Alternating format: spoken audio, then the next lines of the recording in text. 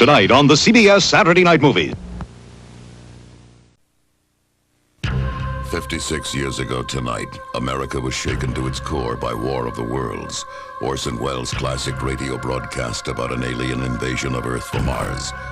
Many Americans believed visitors from outer space had actually landed, and there was nationwide panic. It was the most startling radio broadcast of all time. On tonight's anniversary of War of the Worlds, CBS presents another story, perhaps as disturbing and equally alarming. What you are about to see is pure fiction. It is not actually happening.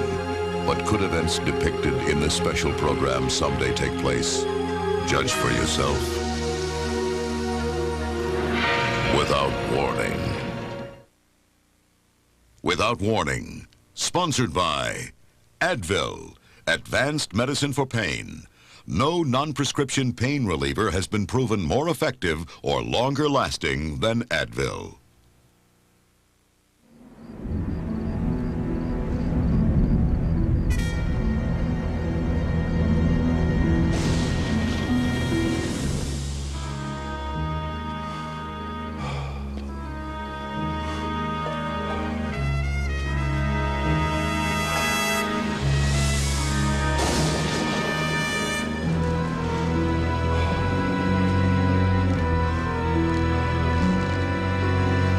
We interrupt this program for a special bulletin.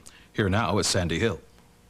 Seismologists at Caltech now report at least 3 separate seismic events tonight, each in the northern hemisphere, with earth tremors of magnitude 8.5 and above. Now, the first location is believed to be in the Thunder Basin area of Wyoming. That's about 200 miles east of Casper. So far, we have no reports of casualties. The other 2 sites in Europe and Asia have not been identified. But stay tuned to 11 o'clock news for further details. We now resume our regularly scheduled program.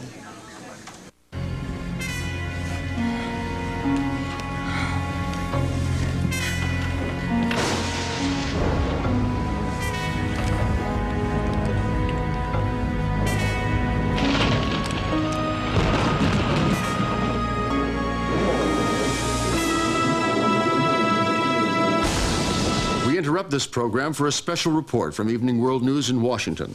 Here now is Chief National Affairs Correspondent Sander Vanocur. Good evening.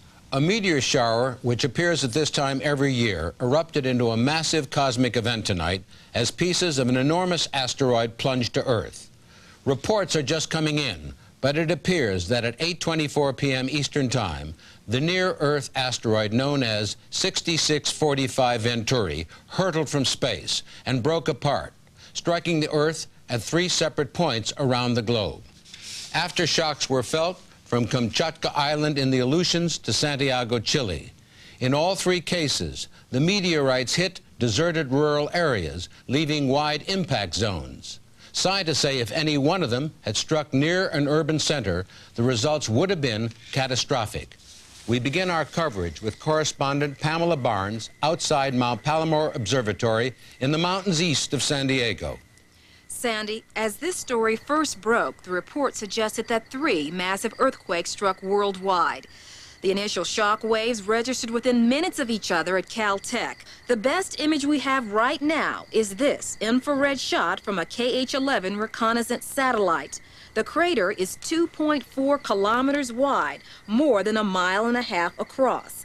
The red you see around the rim is a section of scorched earth from a wildfire that set the grasslands ablaze at the moment of impact. Correspondent Bree Walker was vacationing in Wyoming when the meteor hit. She came in with the first fire crews, and we go to her above the crater.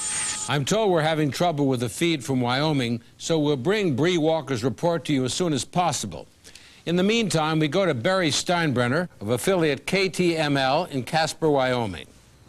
With fires from the meteor crater raging out of control, units from the 3rd Air National Guard Wing were quickly called in to extinguish the flames. More than 10,000 people living west of Thunder Basin are being evacuated by National Guardsmen amid fears the fires may spread. And there are numerous reports of power outages both north and east of Cheyenne. This is Barry Steinbrenner, KTML Action News, Casper, Wyoming. I'm told we've now contacted correspondent Bree Walker. She now brings us pictures of what is being called Impact Site Alpha, located 60 miles north of Grover's Mill, Wyoming. Bree, can you hear us? Sandy, as you well know, I've covered my share of disasters. The LA riots, Hurricane Andrew, last year's floods in the Mississippi, even Mount St. Helens when she blew. But nothing I've ever encountered could have prepared me for this. Let's give you a look from the chopper's camera mounted below. What you're looking at now is the crater itself. A massive inferno is the only way you could describe this. In fact, one of the firefighters I talked to said temperatures were near 1,200 degrees Fahrenheit and above. Any human being within miles of this impact would have been incinerated in seconds. As we came in through the smoke and the haze along the crater's east rim, the scene of devastation below was unbelievable, with dozens of state troopers and National Guardsmen surrounding the impact site. When the asteroid hit, it touched off a massive firestorm that destroyed much of Thunder Basin. We're told that chopper you see down below is flying a team of hazardous materials specialists from the Department of Energy. We expect that they'll be checking for radiation or any potentially deadly chemicals that might still be off-gassing from the site. And Sandy, we're just getting word that there may have been some survivors along the Thunder Basin National Grasslands. We're going to go over there now for a look.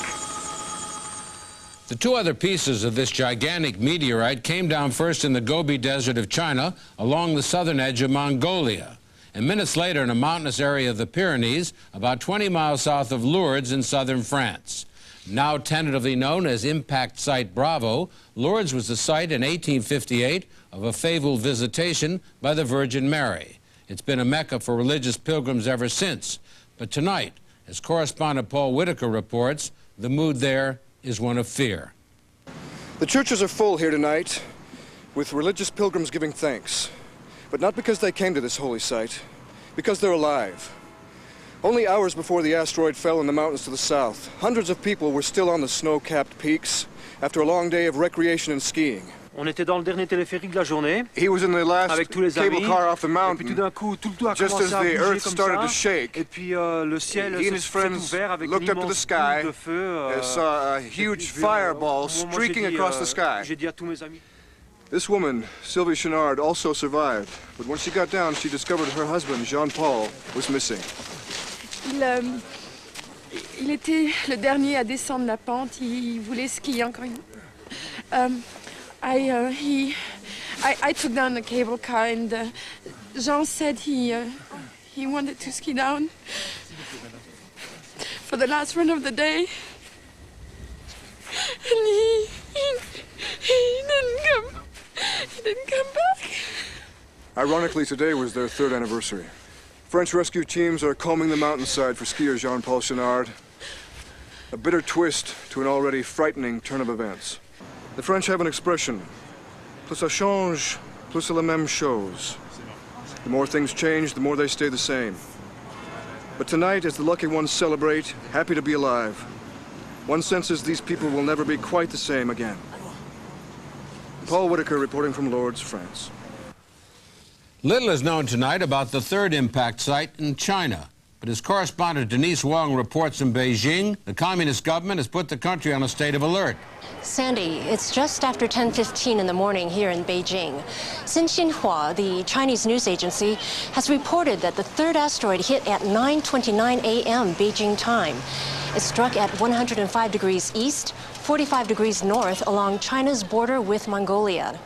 While little more has come from the government here, Reuters has just released this aerial photo taken by the French satellite agency SPOT from 12 miles above the Earth. The crater is almost 1.5 miles across. Denise, that's almost identical, I repeat, identical to the Wyoming impact site.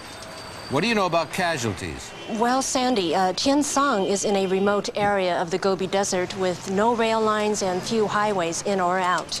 As a result, it may be days before the full damage from this 3rd impact site can be assessed. We'll be back to you, Denise, as soon as there's more. I thank you.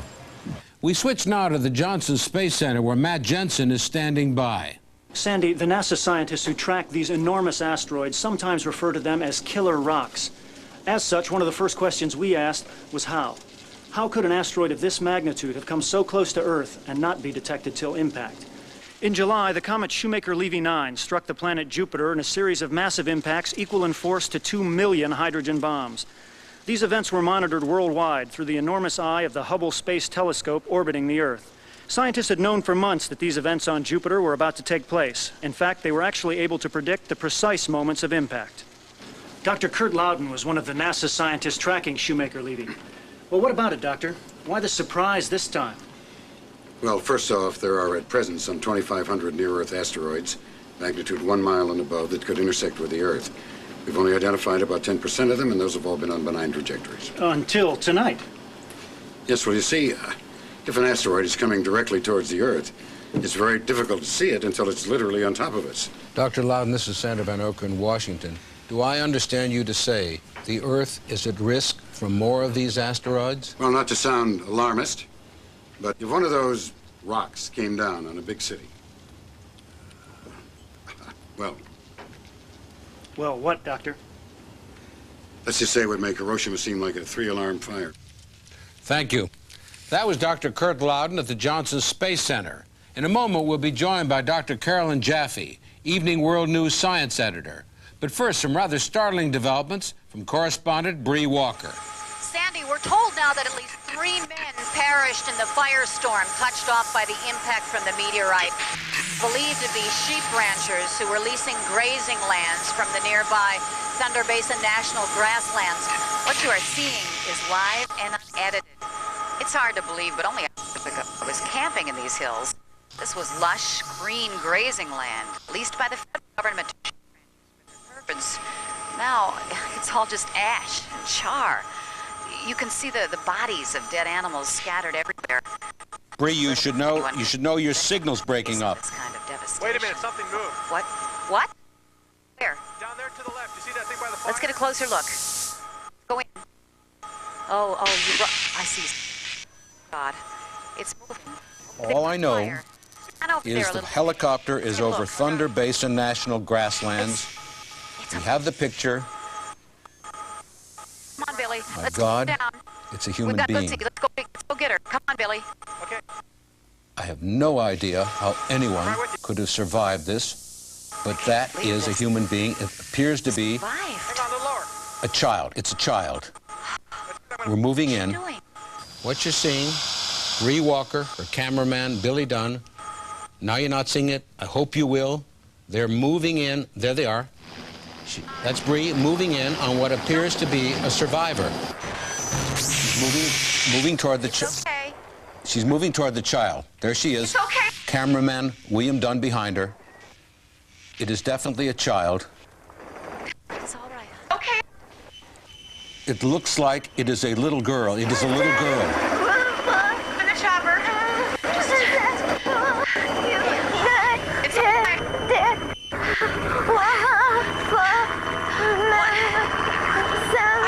I cannot tell you what she is saying. As you can see, she appears badly burned. How she survived, I will never know.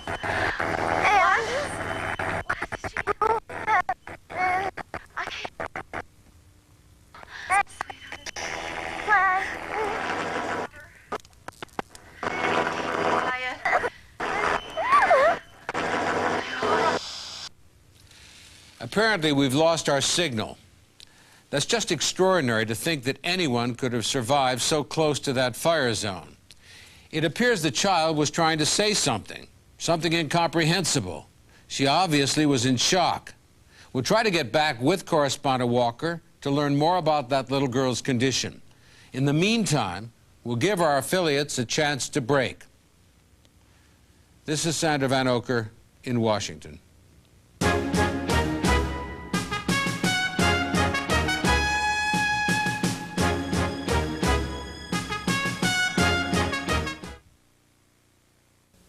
Some nights, my husband Ben is out there for hours, in spite of his minor arthritis pain. When he has a flare-up, he takes Advil. For minor arthritis pain, doctors recommend Advil most. And nothing's been proven to last longer. He says Advil lets him get back to doing what he loves. And without the pain, he sleeps better. Says he wakes up feeling ready for another day. advanced medicine for pain. You're an American. You've got the right to play bingo, the right to monster truck rallies, and the right to big, juicy burgers. So what happened? Someone slaps a low price on a fried little burger and calls it a deal? That's un-American. You have the right to go to Burger King. The right to get a Whopper, plain broiled, not fried. And the right to get that Whopper any size you want, with fries and a drink. Starting at just $1.99. It's all there in the Constitution. Look it up. Burger King. Get your burger's worth. Kids are asleep. Husband's asleep. But 4 suspects are still at large. The perfect time for decaffeinated Maxwell House filter pack singles. Fresh brewed Maxwell House coffee. 1 cup at a time. Hey, if you both want 100% of 11 vitamins and minerals from your cereal, try Total. Because to try to get that from grape nuts, you're going to have to add more than just milk. Like what? Maybe you could start with these. Whole grain Total. 1 bowl, 100%. We'll try the Total. Fun. Everybody loves fun. Fun people, fun places, fun cars and trucks. What's great is when you can get a fun car or truck and still have enough money to take fun people to fun places, which is what Ford Probe, Escort Sport, and Ford Ranger are all about. They're all priced right all of the time, so a good time can be had by all. Ford. A good deal, more fun. And now for a limited time, get up to $1,000 cash back on Ford Probe and special savings on Escort and Ford Ranger. Glass and surface cleaners are okay for lots of surfaces. But when it comes to cleaning glass, Windex is the best. Because only Windex is specially formulated with ammonia D to clean the best and shine the brightest. For a difference just about anyone can appreciate. Windex, the best on glass from SC Johnson Wax. Also available in fresh potpourri scent. Ho, ho, ho!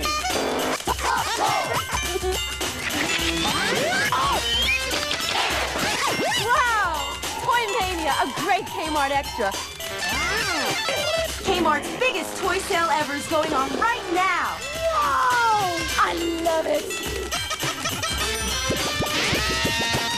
It's crazy! Ho, ho, ho! This week on Dave, Lauren Bacall, Sam Donaldson, Terry Bradshaw, Sinead O'Connor, Jason Alexander, Steffi Graf, and Alec Baldwin this week. Harry Anderson stars in Dave's World, Monday on CBS. Without Warning is a realistic depiction of fictional events. None of what you are seeing is actually happening. Here once again is Senator Vanocur. If you're just tuning in, all of us witnessed a remarkable rescue tonight. After 3 fragments from a giant asteroid fell to Earth, causing untold damage worldwide, an Evening World News crew was flying over one of the impact sites when they saw something moving. Correspondent Bree Walker and cameraman William Dunn found a survivor, a little girl. We still don't know who she is or what she was saying.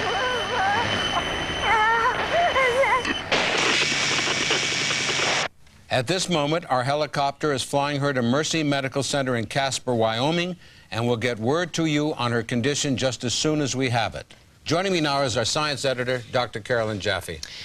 Sandy, in the grip of a story like this, it's a reporter's job to hold back, remain dispassionate, and yet, when you look in the eyes of that child, you can't help but be moved. I understand you prepared a report on just how powerful these meteors can be.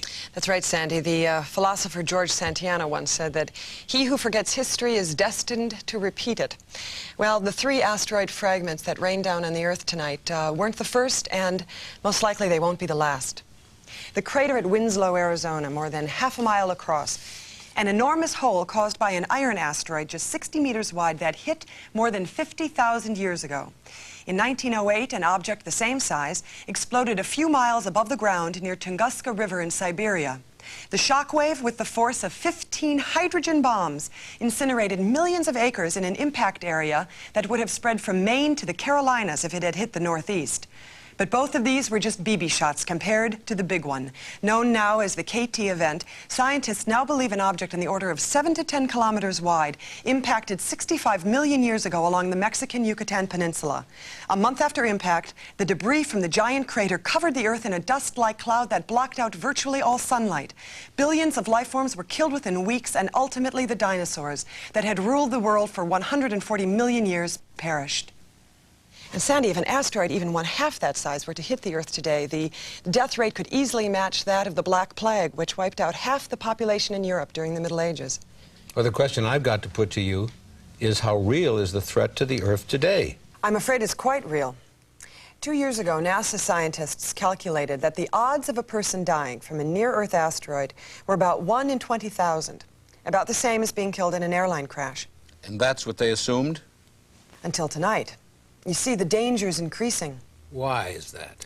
Astronomers at NASA's JPL say there is a 20% likelihood that because of the meteor shower tonight, we can expect more of these Earthbound asteroids. Forgive me, I apologize, but they're ready now for that report from NASA.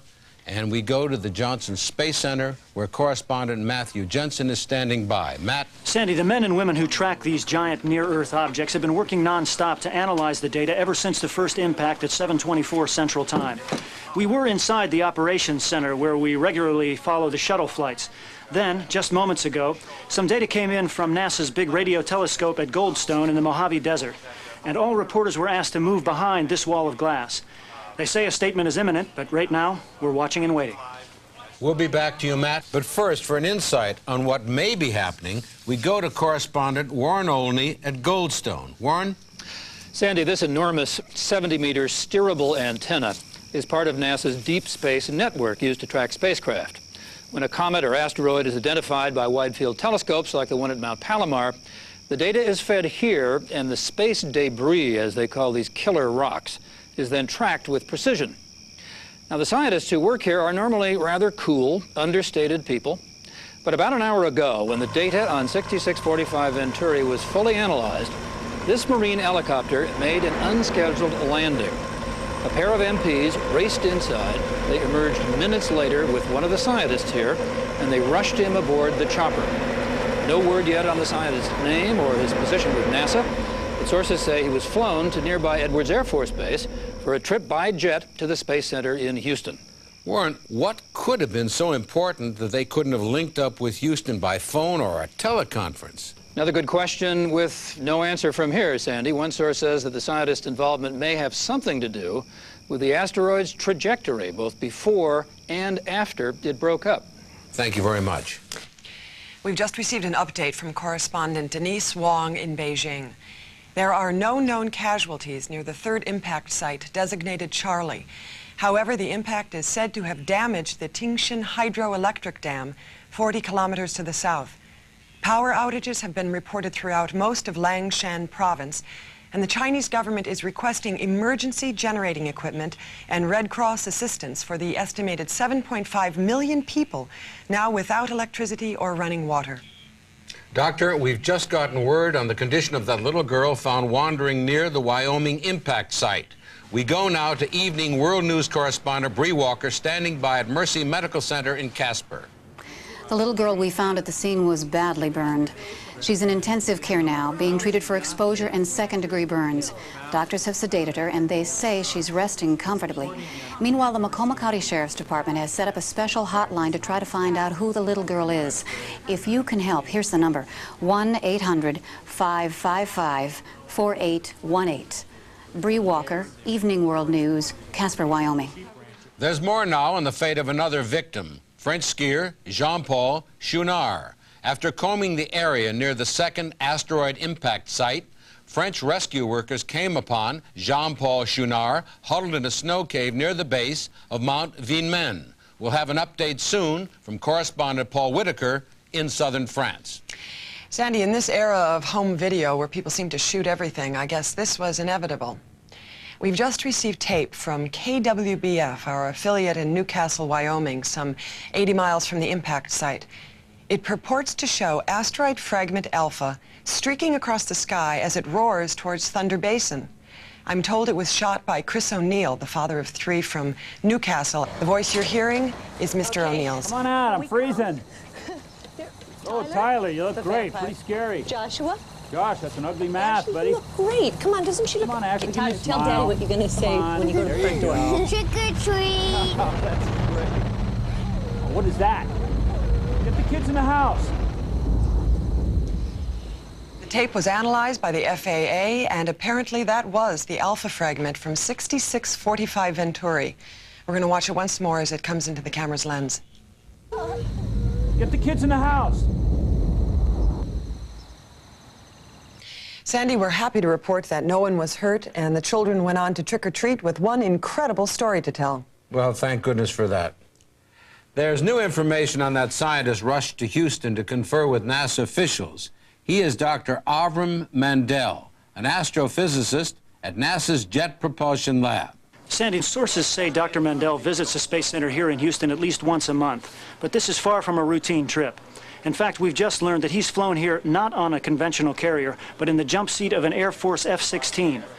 With a maximum airspeed of more than 1,400 miles an hour, the flight time from Edwards to Houston should put Dr. Mandel on the ground some 22 minutes from now. Sandy, correspondent Robert Marino has just flown in from Denver, and he is at the edge of Impact Site Alpha. Apparently, the police there have just changed the ground rules. Robert? All of the news crews here have been asked to pull back from the immediate edge of the crater. The official reason is safety. State police saying that there have been aftershocks as a result of the impact. But none of the press on the ground here has felt anything, and there's been stepped-up activity at the crater by NASA scientists. We shot this video only moments ago. Sandy, as you can see, dozens of investigators from NASA and the Pentagon have been flown into the site, which is now beginning to resemble a small air base. You can see a chopper below landing, carrying additional troops armed with assault weapons. Why the government would need firepower like that at the site of a meteor impact is anybody's guess. We're told among the personnel being moved to the site is a team of map makers from the U.S. Geological Survey. In addition, the FAA has now established a no-fly zone immediately over the crater. They've made it quite clear that anyone violating this restriction would be fired upon. So these are the last pictures you're likely to see for a while. Sandy, at impact Robert, site... we're going to have to cut away. A statement is imminent from the press room at the Johnson Space Center. We go now to correspondent Matt Jensen. After a virtual blackout since the first impact, Dale Powell, NASA's Director of Community Relations, is about to speak. Mr. Powell, can you tell us... I have a short statement. There will be no questions at this time. Let me just say from the outset that what we're about to show you is based on findings that are preliminary at best. We didn't get that.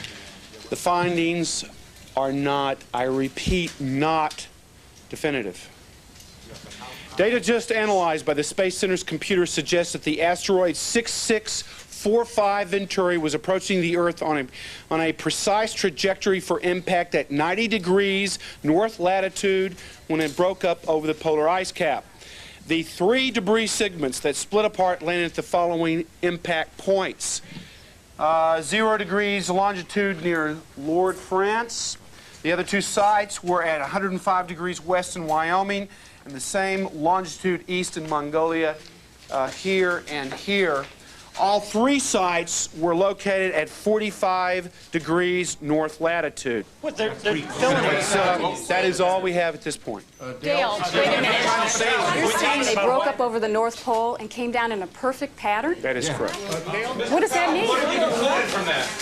Made no conclusions at this point. Well, what are the chances that a random asteroid would hit and break up and fall with such precision? No comment. Well, what about the fact that Dr. Avram Mandel is being flown here on an Air Force fighter jet? What about it? Well, you couldn't have gotten him down here any faster if you'd shot him from a cannon. So what's your point? Well, according to his bio, he is a founding member of SETI. Does that mean extraterrestrials were involved? Like I said at the beginning, there are no questions. Come on, Dale, give it. Well, no. Come on. Okay, stand by. I'm going to go live here. Ready? There you have it, Sandy. Back during the Watergate, they would have called that a non-denial denial. This isn't like NASA. Ever since the Challenger disaster, they've been one of the most open agencies in the government. That's right, Sandy. But as soon as I mentioned SETI, Powell shut right down. SETI was originally a NASA program. Yes, but just last year their funding was cut. Most of the scientists here are members of SETI. And as you know, Sandy, SETI is an acronym. It stands for the Search for Extraterrestrial Intelligence. Now, these are scientists who are dedicated to the belief that there is life on other planets. Our continuing coverage, Asteroid Fire from the Sky, will resume after this.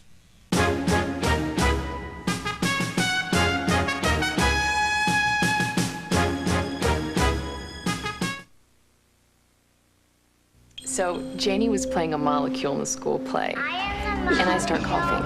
Everyone's staring. Fortunately, somebody handed me these cough drops, Robitussin. I didn't even know they made cough drops. Well, they worked on my cough right away, soothed my throat, and I could feel those vapors. I'm glad Robitussin took the spotlight off me and put it where it belonged. Robitussin cough drops from the cough experts. And try Robitussin Liquid Center cough drops with a soothing liquid center. Little Debbie, America's #1 snack cake. Over 30 delicious varieties by the box, or when you need just one, look for the handy single pack. Unwrap a smile today. It's the little things that bring you a smile. Now you can battle time and the environment with the power of natural botanicals and Biolage Hydrating Shampoo. Until the world is a safer place for your hair, there's Biolage. Biolage Hydrating Shampoo by Matrix. With millions of Americans still enjoying the convenience of their local True Value, it's clear a lot of folks can't be bothered traveling to one of those out-of-the-way hardware warehouses. This month, the True Value Home Equip's 4-shelf storage unit is only $8.99, and our True Test Easy Color flat latex wall paint is just $7.98 a gallon. Price check, aisle 300, please. True Value. Help is just around the corner. This year, thousands of people will invest in the promise of new technology, the promise of an integrated safety system to help guard against the unexpected. A sound chamber capable of lowering noise levels by 30 decibels, plus a built-in operation censoring system to improve performance. The 1995 Toyota Corolla, recognized for over 25 years of progress as the benchmark of quality and the place where promises are kept. Without warning, we'll continue. They went away, now they're back. The boys are back and it's gonna be funny. On Wednesday nights, the boys are and the family's in an uproar cause they're knocking on the front door. Wednesday nights will never be the same. The boys are back on CBS.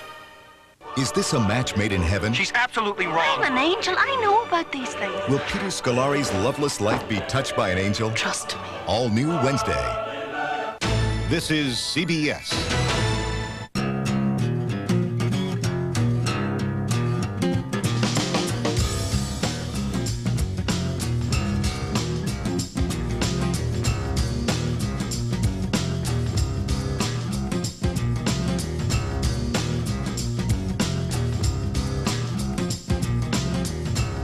100% cotton, wrinkle-free Dockers. Pants so soft, they shrug off wrinkles. In your true world back home, they're growing up so fast. Change is everywhere. But now with the best international rates from AT&T True World Savings, you can keep up with everyone, especially the young at heart. You can save 35% to everyone in your special country. And not for a limited time, but all the time. Call now for AT&T True World Savings, because they're changing, even as we speak. Your true voice. On real issues, the difference couldn't be more clear. John Rowland pledges to eliminate the income tax. Bill Curry opposes cutting the income tax and has voted to increase taxes 17 times. John Rowland will make violent criminals live in fear of us with 2 strikes and they're out and by using the death penalty. Curry voted against the death penalty and sponsored a bill protecting the rights of prisoners. John Rowland, the courage and commitment to turn our state around. John Rowland, real solutions for a new Connecticut. When children have babies, next Geraldo. Without Warning is a realistic depiction of fictional events. None of what you are seeing is actually happening. Evening World News continues its coverage with Dr. Carolyn Jaffe and Sander Vanocur. For those of you just joining us, we're tracking the story of a large near-Earth asteroid that broke up over the North Pole tonight and collided with the Earth at 3 sites in the United States, Europe, and Asia. We'll have more on the damage in a moment. But first, news on 2 of the survivors. Correspondent Paul Whitaker begins with this live report from Lourdes in southern France. Sandy, rescuers are bringing skier Jean-Paul Chenard down from the mountain where he's been stranded since the asteroid hit earlier this evening. We've been getting reports that his condition is critical. He's semi-comatose and suffering from frostbite and third-degree burns. Getting him down off this mountain has been an incredible task, as you can well imagine, and his wife Sylvia is clearly relieved that he's been found alive. She's going to accompany him to the burn center in Nice. We're going to follow this story, and we'll get back to you as soon as we know more. This is Paul Whitaker, Evening World News, reporting from Lourdes. We switch now to Mercy Medical Center in Casper, Wyoming, where correspondent Bree Walker is standing by. Bree? Sandy, a woman called here to the hotline just moments ago and said the little girl is her daughter. The sheriff gave few other details, but did issue a statement confirming the identity of the little girl as 8-year-old Kimberly Hastings of Corrales, New Mexico. Apparently, she had been missing since last Friday. No one knows yet how she got this far north. Corrales is almost 400 miles from where the asteroid hit.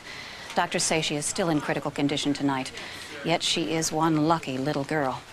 With the mystery over little Kimberly's identity cleared up, we shift now to a larger question. How is it that an asteroid could break up and fall to Earth with an almost geometric precision? My colleague, science editor Dr. Carolyn Jaffe, has found one astronomer who believes he has the answer. You are looking at the Sea of Tranquility, a vast stretch of craters created over the centuries when asteroids pockmarked the lunar surface. This shot of the moon was taken through a 158-inch Cassegrain reflector telescope. The man operating it is Dr. Robert Perlman, a Caltech PhD and astronomer who has personally identified a half-dozen major comets. Dr. Perlman, what's the significance of tonight's event? Well, you see, in astronomical terms, tonight's event coming so close to Shoemaker-Levy 9 is really unique in recorded history. We understand that you actually have a photograph of 6645 Venturi taken just before it broke up. This was taken at an elevation of 12,500 miles above the pole. Now, 4 minutes later, when we attempted to take another plate, the asteroid exploded. Dr. Perlman, Sander Vanocur. Ah, Mr. Vanocur. I understand you're the co-chair with Dr. Avram Mandel of SETI, the Search for Extraterrestrial Intelligence. I am. Well, Doctor, what do you make of the announcement by NASA that the asteroid fragments struck in precise order? Well, it just confirms what we've been saying for years. I mean, with 200 billion stellar systems in the Milky Way galaxy alone, the existence of intelligent life beyond Earth is undeniable. Perhaps, but why jump to that conclusion in this case just because the asteroid fragments hit at the same latitude? Well, that's a very, very good question. Let me see if this... Yes. Can you see this? Yes, we can. All right.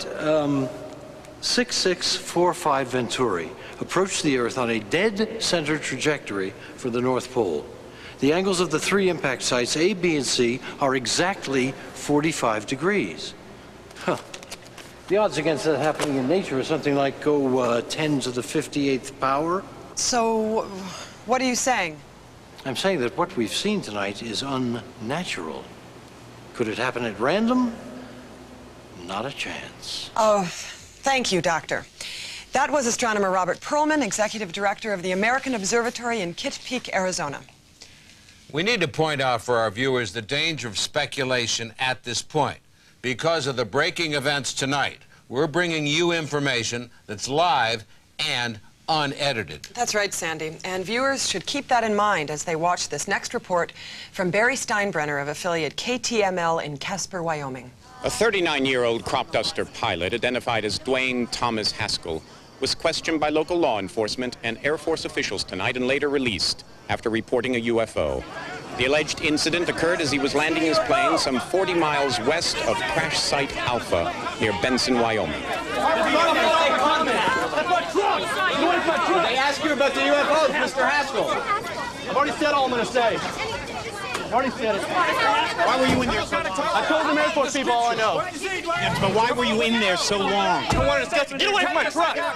Since Haskell refuses to talk, we taped this interview with Sheriff's Deputy Anson Peters, the first official to speak with Haskell. He told me that he was just coming down at around 6:45 after dusting all day.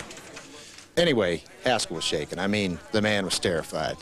He said he was just coming in when this thing appeared on his right-hand side, and it followed him a few hundred feet as he landed, and then it streaked across his windshield, and then the thing took off straight up like a shot. At this point, the pilot Haskell is in seclusion. We checked with the FAA to see if there was anything unusual on radar, and they had no comment. This is Barry Steinbrenner, KTML Action News, Wyoming. Well, we've just learned that Mr. Haskell has sold his story to the National Enquirer. Though he denies it, the full purchase price is believed to be upwards of $100,000. Well, was there really something up there tonight? We took our cameras outside just moments ago to get reactions. Do I believe in UFOs? I don't know. I like the aliens. I like that theory. I have no doubt that it's a UFO. I definitely don't think it's UFOs. Well, see, that to me is just humans' arrogancy to think that everything can be explained with scientific data and information. I mean, for years we've always assumed that there's no life on other planets, but why would they be there? You know, I'm not surprised. I don't know. I don't think so. I really don't. I don't believe in aliens and stuff like that. All right. As you know, the White House has been noticeably silent in all this. The president's out of the country at the G7 Economic Summit, and for him that may be a blessing. But there's at least one segment of the administration willing to comment on the alleged UFO incident. We go now to National Security Correspondent Mark Manetti at the Pentagon. Here with me tonight is the Deputy Undersecretary of Defense for Advanced Technologies, Dr. Norbert Hazelton. Now, Doctor, with NASA's announcement of how the asteroid fragments came in, I suppose that talk of UFOs was inevitable. Absolutely. They all come out of the woodwork at times like this. Right. Granted, the crop duster report has yet to be confirmed. But what about the findings of Dr. Robert Perlman? He's a respected scientist. Look, there's an irresponsible segment of the scientific community that seems bent on proving the existence of little green men, and that's fine. The problem is that the U.S. has been trying to establish contact for decades to no avail. 7 separate unmanned probes have been launched toward the edge of the galaxy, beaming messages from Earth. There have been more than 1,000 U.S. space shots alone since the 1950s. Another 2,400 by the Russians. 12 men landed on the moon and returned without sightings. We wanted to find them. There was nothing.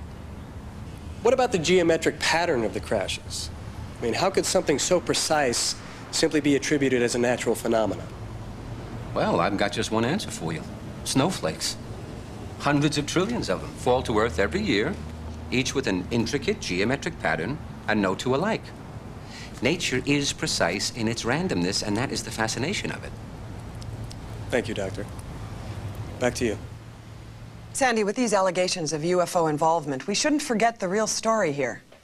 That the more than 2,000 near-Earth asteroids, still uncharted by NASA, represent a significant threat to the Earth. 2 years ago, during a football game in Peekskill, New York, fans observed this meteorite streak through the sky where it almost destroyed a residential neighborhood. In 1972, an alert photographer in the Grand Teton National Park caught this object as it streaked across the sky at 33,000 miles an hour. With an estimated weight of 1 million pounds, it narrowly missed a campground with thousands of people. And in 1989, an asteroid half a mile wide narrowly missed the planet. The Earth had been directly in line with that giant rock only 6 hours earlier. You're saying that we were only 6 hours away from catastrophe? That's right. In fact, after that near miss, a congressional report concluded, quote, had the asteroid struck the Earth, it would have caused a disaster unprecedented in human history. Doctor, as you know, while government officials continue to insist that tonight's asteroid hits were of natural origin, there's a growing segment of the population who sense something more. And joining us now is Terrence Freeman, author of the recent bestseller, Messengers from Beyond. Mr. Freeman, welcome. Glad to be here, Sandy. Mr. Freeman, you've long been a proponent of the theory that intelligent life has visited Earth before, correct? Oh, there's no question. There are ancient cave drawings showing figures in space helmets, the pyramids, the enormous figures on Easter Island, even the circle at Stonehenge were all built at a time before we had the technical skills to create them. I'm sorry, Mr. Freeman, but you seem to be denying all human achievement. Oh, on the contrary, men and women accomplished these things, but they were guided by forces on high. It's axiomatic. You can trace the benchmarks throughout history. They come every few hundred years, and we are long overdue. Well, there are plenty of responsible scientists who would argue that these asteroids are long overdue. You know, there's a dictum that scientists are taught to follow. It says that when you are faced with an enigma, the best explanation is usually the simplest and most logical one. In this case, asteroids, not aliens. Forgive me, I've got to interrupt you both. We've just received a disturbing report from correspondent Robert Marino. He's now on the ground near impact site Alpha in Wyoming. Robert? Sandy, two events in the last 10 minutes have put this asteroid impact in a chilling new light. First, our news chopper and about a half a dozen other aircraft were forced to land when an intense radio signal began jamming our navigational system. Then, after we hit the ground, we began to hear that noise in the background. A loud, pulsating hum coming from the direction of the meteor crater. The decibel levels increased minute by minute to the point where you almost have to scream to be heard. Bob, can you get any closer to the rim of the crater? Can you get any closer to the rim of the crater? Right. Right. People hear the sound level increase as we move towards the crater. It's eerie. It's a sound unlike anything I've ever heard before. And it's loud. It's painful. In fact, it's absolutely deafening. You can hear me for this, but it's terrible. I can't take it anymore. The AP is reporting that state police units as far away as Casper, Wyoming, have been picking up that same loud hum on their radios.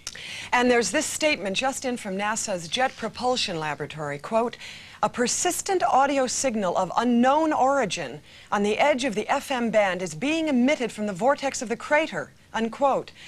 In other words, that apparently benign piece of space rock is charged electronically and sending out some sort of signal. Matt Jensen has more from Houston. Officials here at the Johnson Space Center have confirmed that similar radio signals have now been detected, emanating from the Bravo and Charlie impact sites in southern France and in the Gobi Desert of Mongolia.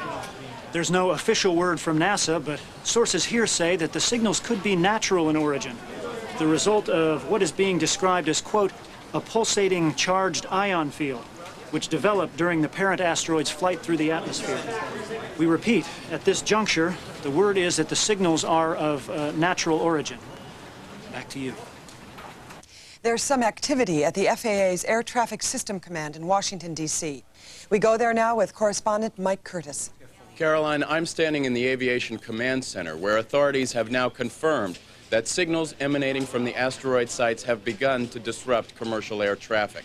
With me now is Facility Manager David Case. David, are you able to shed any light on this situation for us? Well, traffic has been disrupted across the country, but as you can see on the screen behind me, the problem is most acute at O'Hare in Chicago, Wayne County Airport in Detroit, and the three New York City hubs, Newark, JFK, and LaGuardia. Mr. Case, this is Carolyn Jaffe. 45 degrees north is the very same parallel where the asteroid fragment struck. Yes, ma'am? You have any comment on that? No, I'm afraid I have nothing to say about that at this time. If you'll excuse me, I have to get back to work. This is Mike Curtis reporting live. Back to you, Caroline. Thanks, Mike. In a moment, we hope to have more on those mysterious radio signals. We stress again, we don't yet know the full significance of all this, but one thing is clear.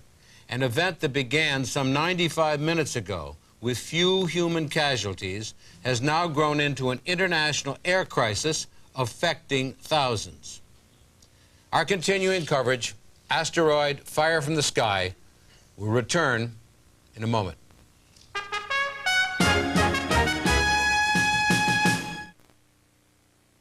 In the U.S., there are over 200 million bumps, potholes, and cobblestones. In the newest Lexus ES300, there are over 96 components designed to isolate vibrations. 200 million versus 96. Sounds fair. The 1995 ES300. Let others follow. When I get a cold in my house, I can't afford to be sick. I need a strong medication. My sneezing and nasal congestion can get horrible. My husband, who's a doctor, can give me anything, but he recommends Dimetap Extend Tabs. Adult-strength Extend Tabs relieve even your worst nasal congestion, runny nose, and sneezing. Dimetap is strong medicine. Doctors have recommended the Dimetap brand over 200 million times for their families and yours. The doctor in this house trusts Dimetap. Ordinary soup is full of mushy, limp noodles, while Progresso pasta soup's made with firm Progresso pasta, which makes them anything but ordinary. Progresso pasta soups, they're not for mushy noodle lovers, they're for you. Banana nut bread. Get that same home-baked taste in Post Banana Nut Crunch cereal. Real banana baked into clusters with chopped walnuts and crispy wheat flakes. Banana Nut Crunch. Home-baked taste in your cereal bowl. My dad has been my dentist since my first tooth has come in, and this is the first toothpaste that he's ever sent me. Introducing Tartar Control Mentadent, the most complete tartar control toothpaste. It's Tartar Control. It has the fluoride, baking soda, and peroxide that my dad believes in. Yeah, he asked me, are you using the Mentadent? Yes, Dad. Tartar Control Mentadent helps you brush away plaque on teeth around the gum line and helps stop tartar before it forms. It leaves you with a very clean, refreshing feeling. New Tartar Control Mentadent. It has everything. Holy mania! Ho, ho, ho!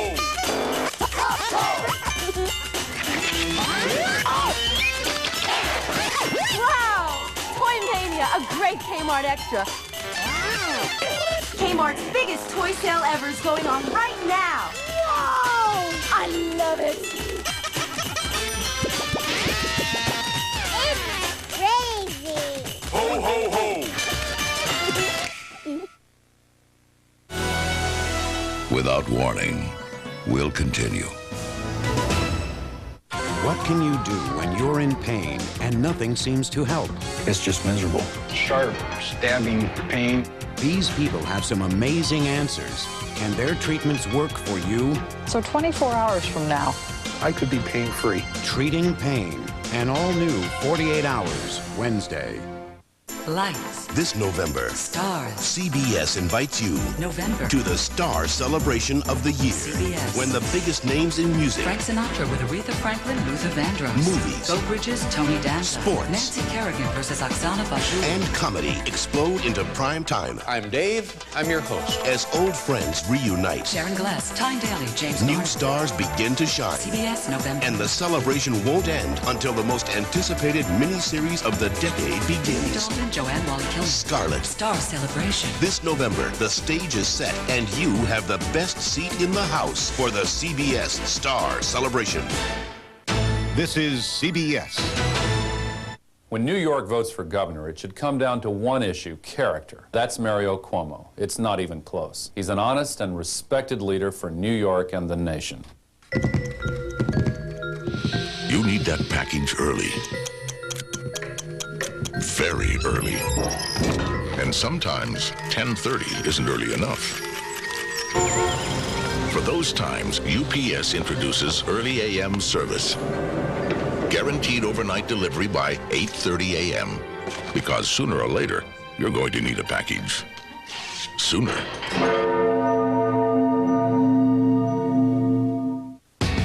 America's favorite salsa. Old El Paso. Thick and chunky.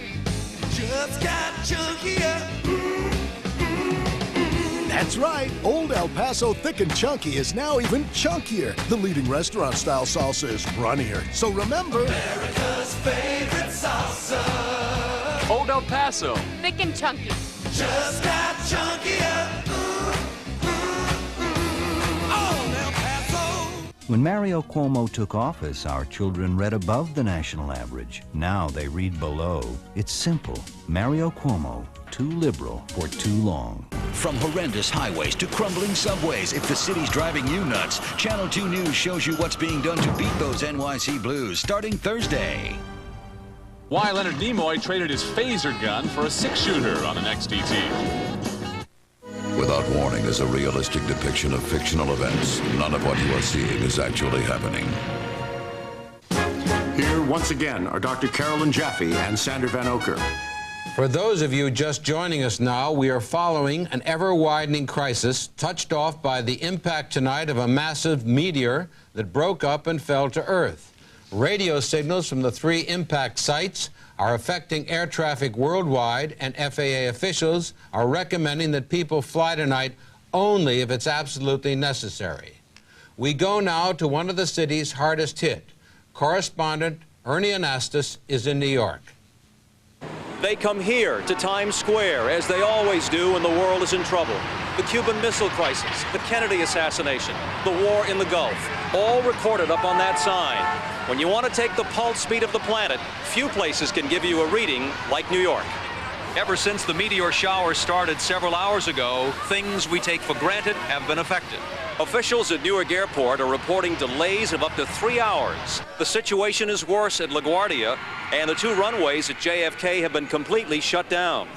All New York-bound air traffic was diverted to Boston and Hartford, as interference from the 3 impact sites continues to scramble radar. The only planes moving at LaGuardia were outgoing flights. The resulting gridlock at airports has produced massive traffic jams. This is the Holland Tunnel tonight, and as you can see, traffic backed up with thousands leaving the city by car. Others abandoned their vehicles and rushed into the tunnel, trying to get out of the city on foot. New York City 911 Emergency Center is overloaded now and running on backup generators at this hour. The police and fire departments have called in all off-duty personnel during the crisis. And finally, hundreds of people of all denominations jammed St. Patrick's Cathedral tonight for a prayer vigil conducted by Terence Cardinal O'Connell. So, Sandy, here we are at the foot of the tower where the ball drops every New Year's Eve. And if we had stood here last December 31st, looking ahead to 1994, I assure you that no one would have predicted this. Ernie Anastas, Evening World News, New York. As money markets open now in Asia, there are reports that trading has been suspended on the Hong Kong and Tokyo markets.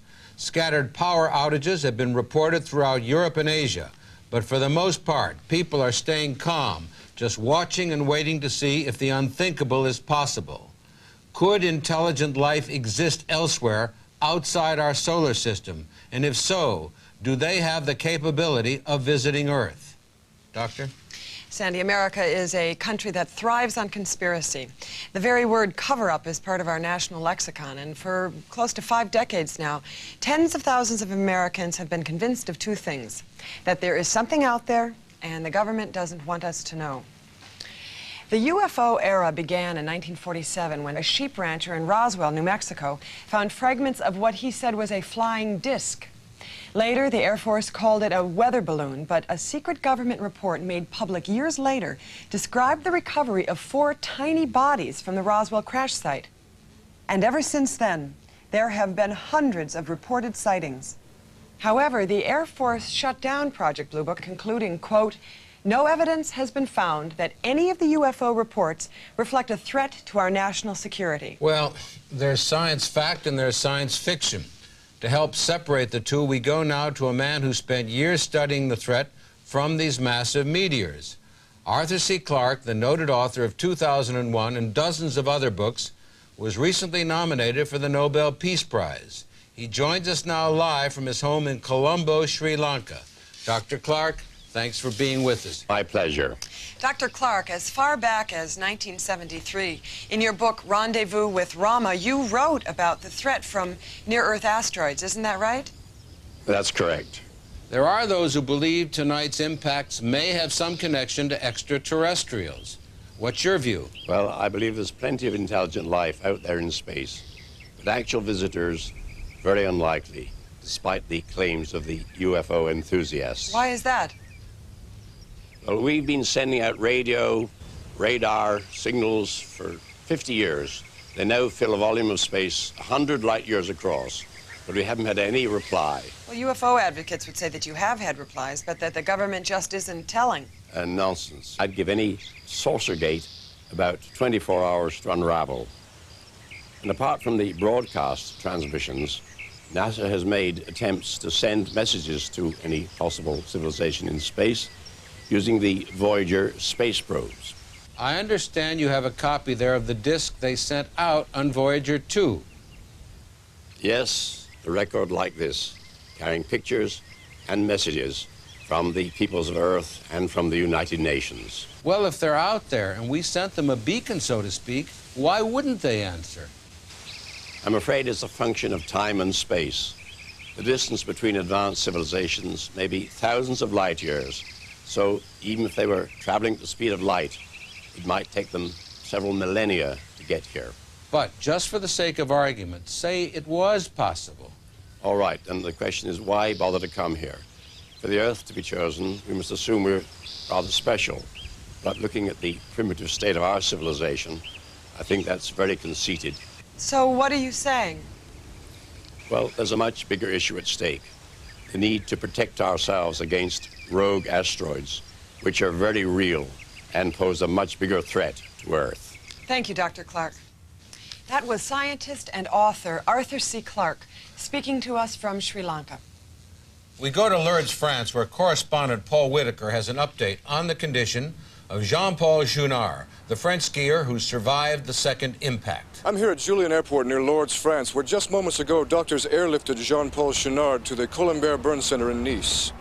We spoke to Junard's wife Sylvie just moments before they departed. No, pas maintenant. What is your husband's condition, please? He was trying to tell me, I don't know, maybe how he survived. I just don't know. But Jean-Paul is strong and he will not give up. C'est tout, je m'en aller. In the meantime, Air France has suspended all flights in and out of Rome, where these bizarre radio signals threaten to paralyze one of Europe's busiest airports. This is Paul Whitaker, Evening World News, Julian Airport near Lourdes, France. Wyoming police have widened the area of evacuation to some 200 miles around impact site Alpha. And we're about to go live to correspondent Robert Marino near... No, I'm sorry, we're not going there. We're not. We've just received word of an unscheduled briefing at the White House. Correspondent Mike Curtis is standing by. Mike? Sandy, a formal briefing had been scheduled for 11 p.m. tonight to coincide with local news broadcasts, but moments ago the White House press corps was summoned here for what's being described as a high-priority briefing. Press Secretary Barbara Schiller, that must be her now. Barbara? Barbara, one question, please. Earlier tonight, following the impact of 3 meteor fragments, President Clinton directed NASA to begin around-the-clock monitoring of all near-Earth asteroids with the potential of penetrating the atmosphere. At approximately 9:17 p.m., the Air Force's geodes tracking stations at Socorro, New Mexico, Maui, Hawaii, and Diego Garcia in the Indian Ocean detected the presence of what appears to be a second asteroid. At 65 meters or 200 feet in length, it is on a trajectory almost identical to the path of 6645 Venturi. The radio telescope at Arecibo, Puerto Rico locked on, and they confirm that the object is heading toward the Earth at an airspeed of 32,000 miles per hour. The expected impact in the area of the polar ice cap is some 5 minutes from now. At 9:52 p.m. Eastern Time, the President and Joint Chiefs of Staff ordered units of the 388th Fighter Wing from Hill Air Force Base in Utah to a full alert. A pair of F-16 fighters from the 18th Space Surveillance Squadron were ordered into the air on a Defense Condition 2 status. The planes are armed with Hawk optically guided missiles capable of destroying the asteroid before impact. These missiles are tipped with 2-kiloton low-yield nuclear warheads. The F-16s are expected to be in target range at approximately 10:16 is 4 minutes from now. Barbara. Yes, Barbara. How can the president possibly justify the use of nuclear weapons? Well, a panel from the National Academy of Sciences met tonight, and their conclusion was that if the asteroid penetrated the ice cap, then the consequences to the Earth's ecological balance could be absolutely catastrophic. So. What about the radio signals jamming air traffic? How will that affect the F-16's launch? It is our understanding that the traffic is affected only along the 45th parallel. Yes, 45th parallel.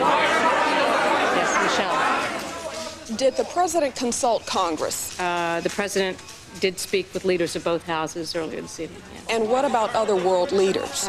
Russian President Boris Yeltsin and Chinese Premier Deng Xiaoping have been informed. Both leaders have expressed their consent, as has the chairman of the UN Security Council. Let me just tell you one other thing, and that is that the missile hardware that is to be used is identical to that which was deployed so successfully in the Gulf War. That's all that we have at this There's word just in that the event will be monitored live at the Johnson Space Center. They're deciding whether or not to give the media access to the feed. But NASA, which has been quite quiet throughout much of this crisis, now seems to be opening up. Matt Jensen's live in Houston. Why the sudden turnaround? Sandy, no one here wants to openly break ranks with the White House or the Pentagon. But there are a number of scientists who are unsure about the use of nuclear weapons. Among them, Dr. Kurt Loudon, who we spoke with earlier. Doctor, what is your concern? Simply this. With an incoming projectile moving at 50 times the speed of sound, a close-quarters air engagement may be quite ineffective. Also, the prospect of a nuclear burst over the ice cap may produce consequences even more dire for the Earth's ecology. Ladies and gentlemen, the point being, NASA will be monitoring U.S. Strategic Command Offutt Air Force Base, Omaha, Nebraska. We will be listening to the voice of Air Force Launch Control Officer Major Scotty Powers. You will be allowed to stay. That was Dale Powell, the Director of Community Relations here for NASA. He has just told the press that we will be allowed to stay here in the Operations Center where they will be monitoring the F-16s. So we'll be back when the missiles are ready to be launched.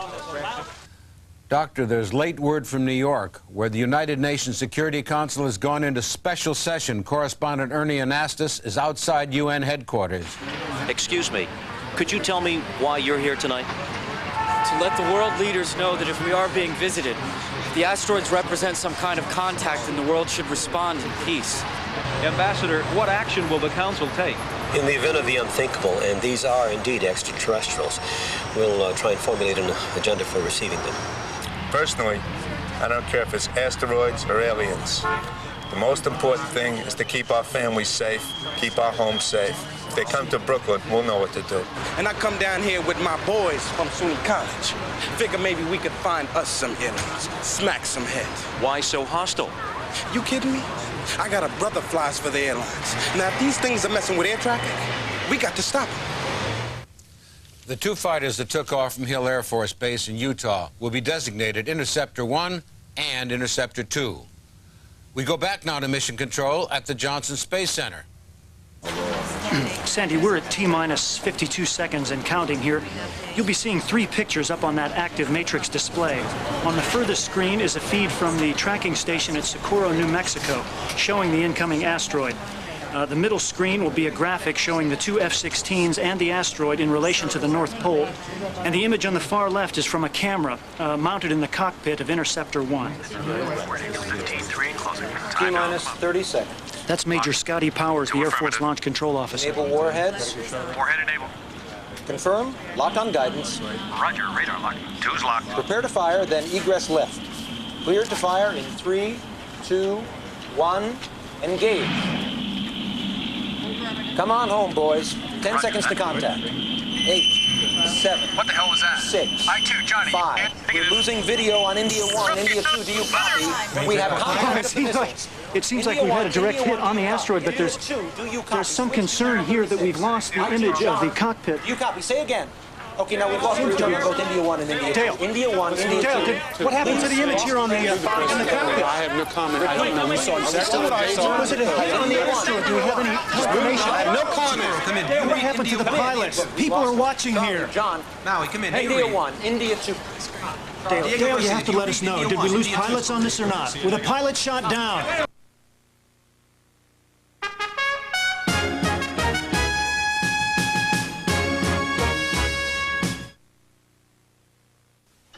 of time for a cold. Our oldest was in the playoffs. My nose was stuffed, my chest was congested, and I was coughing. No way he wasn't going. So I went to the store. There were a million brands of cold medicine, but only one Robitussin. Robitussin liquid gel's cold formulas. The pharmacist said they're really powerful, even for bad colds. They were. I felt so much better. Because of Robitussin, I got to watch Terry make the play of the game. Robitussin liquid gels. Discover Robitussin relief for your cold.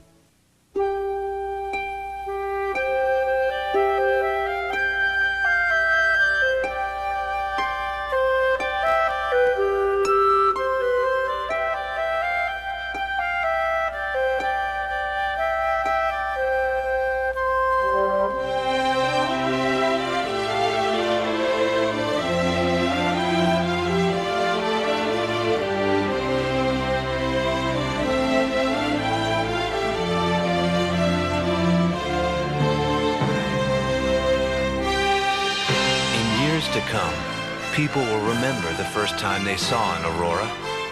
And you'll be one of the lucky ones who can say that when Aurora was ready to go, so were you. See what happens when you demand better? Aurora by Oldsmobile. Tonight, me and Campbell's gonna take a boring chicken and make that burger deliciosa in no time. Looking for a new recipe? Look on the back of most Campbell's soup cans and turn the same old things into extraordinary things, like easy chicken and pasta. This is delicious. My compliments to the chef. Thank you. Thank you. Thank me. It's my recipe. It's on the can.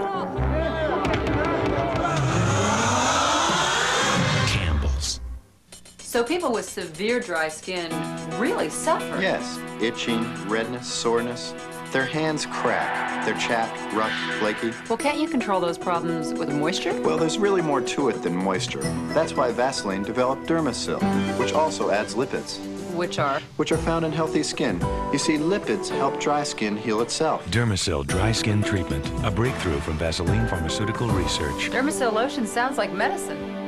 It is medicine.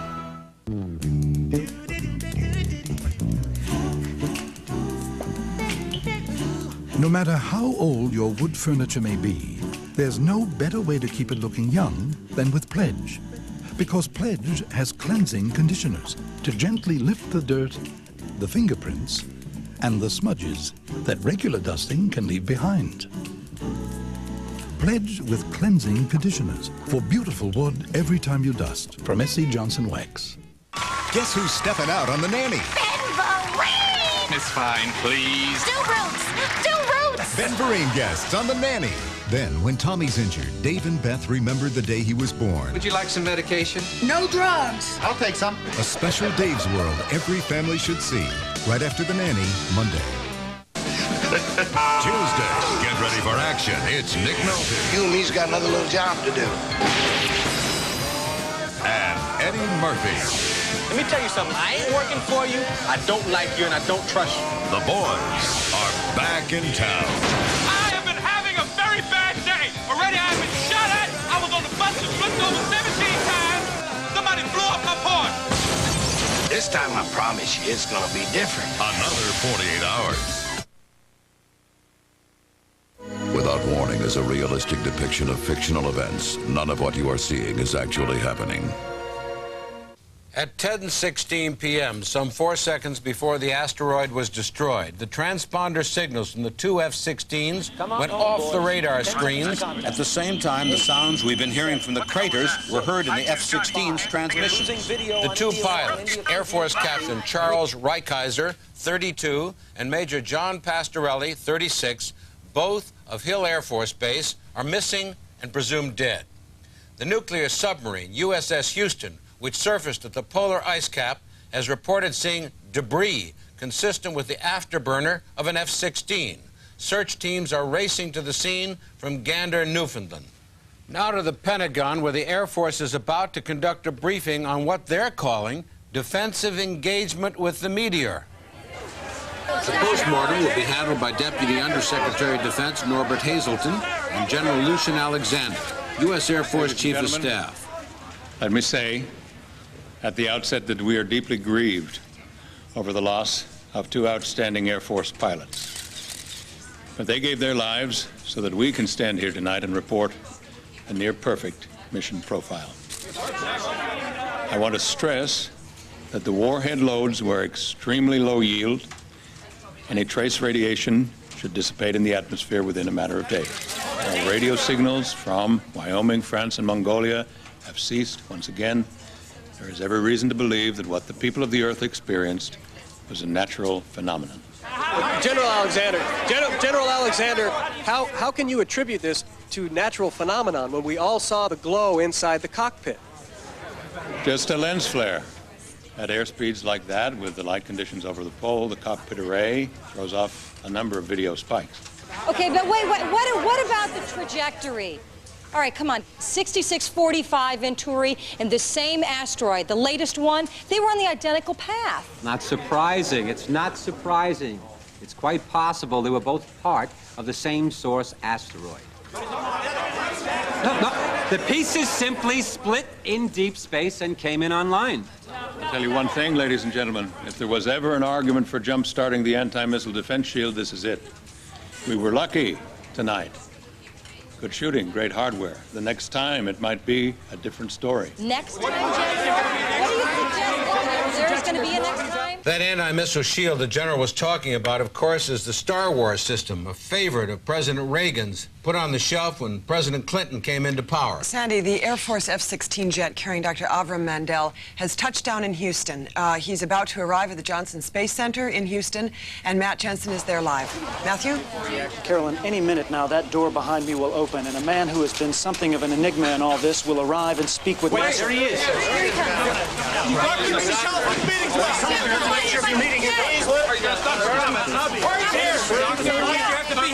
Any comment on the action over the pole? Actually, I do have a comment. The action of the Pentagon is frankly unforgivable. There is a force behind these asteroids that is clearly intelligent. The fact that they chose to land first in unpopulated areas demonstrates clearly that they meant us no harm. The radio signal was acting merely as a sort of transponder to help steer the second vehicle in. But if second vehicle is come crashing down to Earth. Listen to me, people. The entire notion of a flying saucer is a fiction. It's a fiction. They took the form that they wanted to take. They came in the way that they chose to come, in peace at first. What are you saying, Doctor? What I'm saying is that we have made a preemptive strike, people. We have just declared war.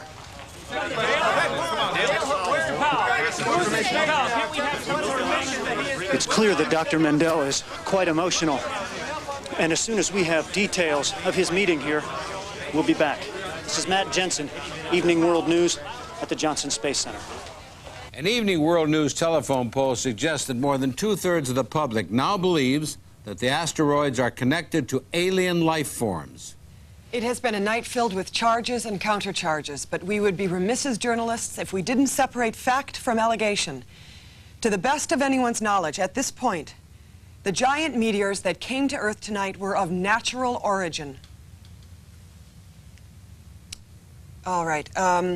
With the radio signals now silent, Robert Marino is live from Faith, a Wyoming town less than 50 miles from the impact site Alpha. Robert. I'm here in Faith, an old religious community dating back to the mid-19th century. The town is well outside the evacuation zone. There were no reported casualties or incidents after the nearby impact. Then, after the meteor explosion at the North Pole, Wyoming Edison detected an unusual power surge here. They sent a repair crew out to inspect, and when they got here, this is what they found. Sandy, the streets are deserted. Everybody has vanished. Men, women, children, cats and dogs. I mean, cars are left in the middle of the streets, and except for the National Guardsmen, there isn't a soul here. The town is completely empty, frozen in time. The sidewalks are strewn with trick-or-treat bags, as if the children had simply dropped them as they left. I don't know what else to say. It's eerie. Air National Guard Sergeant Leroy Diggs told us he was a forward recon in Desert Storm, but that he never saw anything like this. It's like they got swallowed up. We did a full house-to-house, checked for radiation, toxic emissions. We got nothing. I'm telling you, there's no way to explain this. The rescue workers are even using motion detectors, set to pick up the smallest movement, but there's nothing. In a town where 3,000 people live, work, and go to school, everyone is simply gone. As soon as we have any word on what happened here, we'll be back. But for now, this is a ghost town. This is Robert Marino, Faith, Wyoming. A rather sad note from France. Paul Whitaker reports from outside the Colombier Burn Center in Nice, where it's now morning. It's 6:43 a.m. Greenwich time here, Sandy, and doctors have just sent word that Jean-Paul Chenard, the French skier they plucked off the mountain, has died. He regained consciousness briefly before succumbing to injuries sustained when the asteroid hit, and doctors were able to get a recording of his last words here. Fearing that it would be exploited by the tabloid press, his widow Sylvie has requested that it be released to the networks. Jean-Paul.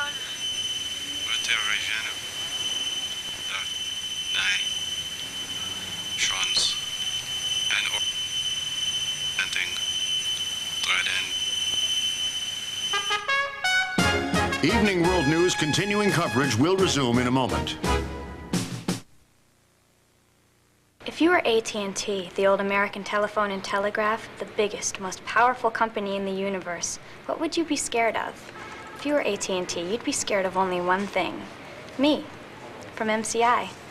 You'd be scared I'd call your customers and show them the savings with MCI, and you'd worry that they'd really like the idea and switch to MCI. Lighten up, AT&T. Don't be so scared of me and MCI. You have millions of customers, and it's going to be years before I can get through to all of them. Arm yourself.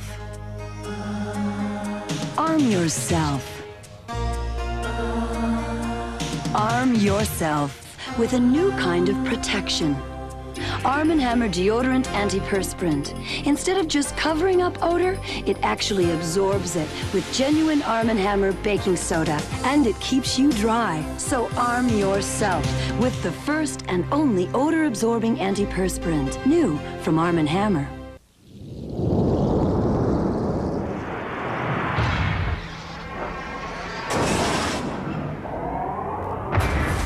It's already known for surviving virtually every form of driving torture known to man, except one. Are we there yet? He's touching me. I want to go home. Discovery, the family vehicle from Land Rover. I have to go again. Just be, create your own world to live in. Have some fun and let it show. Find the color to fit your mood. Just put on your legs and go. Put on your legs, legs wear. Put on your legs and go. Now there's legs wear socks and tights. Great colors, lots of fun with plenty of attitude. They're a kick. Put on your legs, legs wear. Put on your legs and go.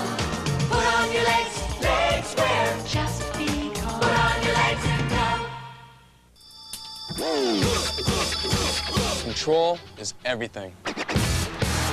Once you got it, everything else just falls in place. That's why I use this stuff, Pert Plus. One smart shampoo, control-enhancing conditioners for hair that's easy to handle. It just works. My hair does what I want. That's enough for me. Pert Plus. Great hair, no fuss. Without warning, we'll continue. For Scarlett O'Hara, tomorrow has finally come. Hera, it's home. As passionate as ever. Mr. Red. As determined as ever. You will never divorce. You never, never, never. This is the epic saga. Scarlett! Of an extraordinary woman. I shudder to think what your mind might concoct. As she travels across 2 continents. I feel like Cinderella. To make a new life for herself. I want to live. But not even her courage can shield her from what lies ahead. Yes, Scarlett. He raped me. I'll kill you. What's the matter, man? Are you guilty? Joanne Whalley-Kilmer. They're going to try and hang me. Timothy Dalton. She didn't kill this man, I know it. Had an all-star cast. The cup's running over the trouble. In the dramatic final chapter of the greatest love story ever told. Scarlett, November 13th on CBS. This is CBS.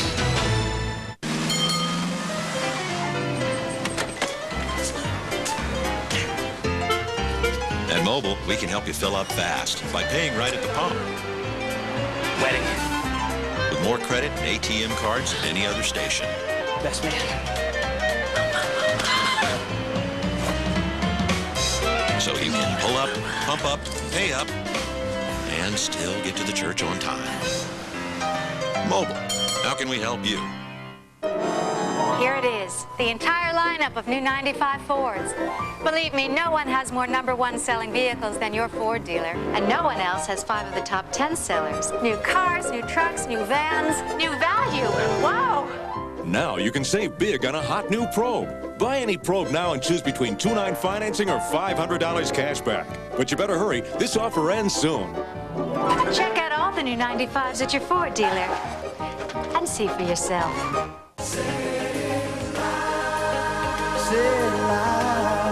Light music. Light FM 106.7. Whose side is Chuck Haitayan on? Not ours. He voted to raise the sales tax and the gas tax.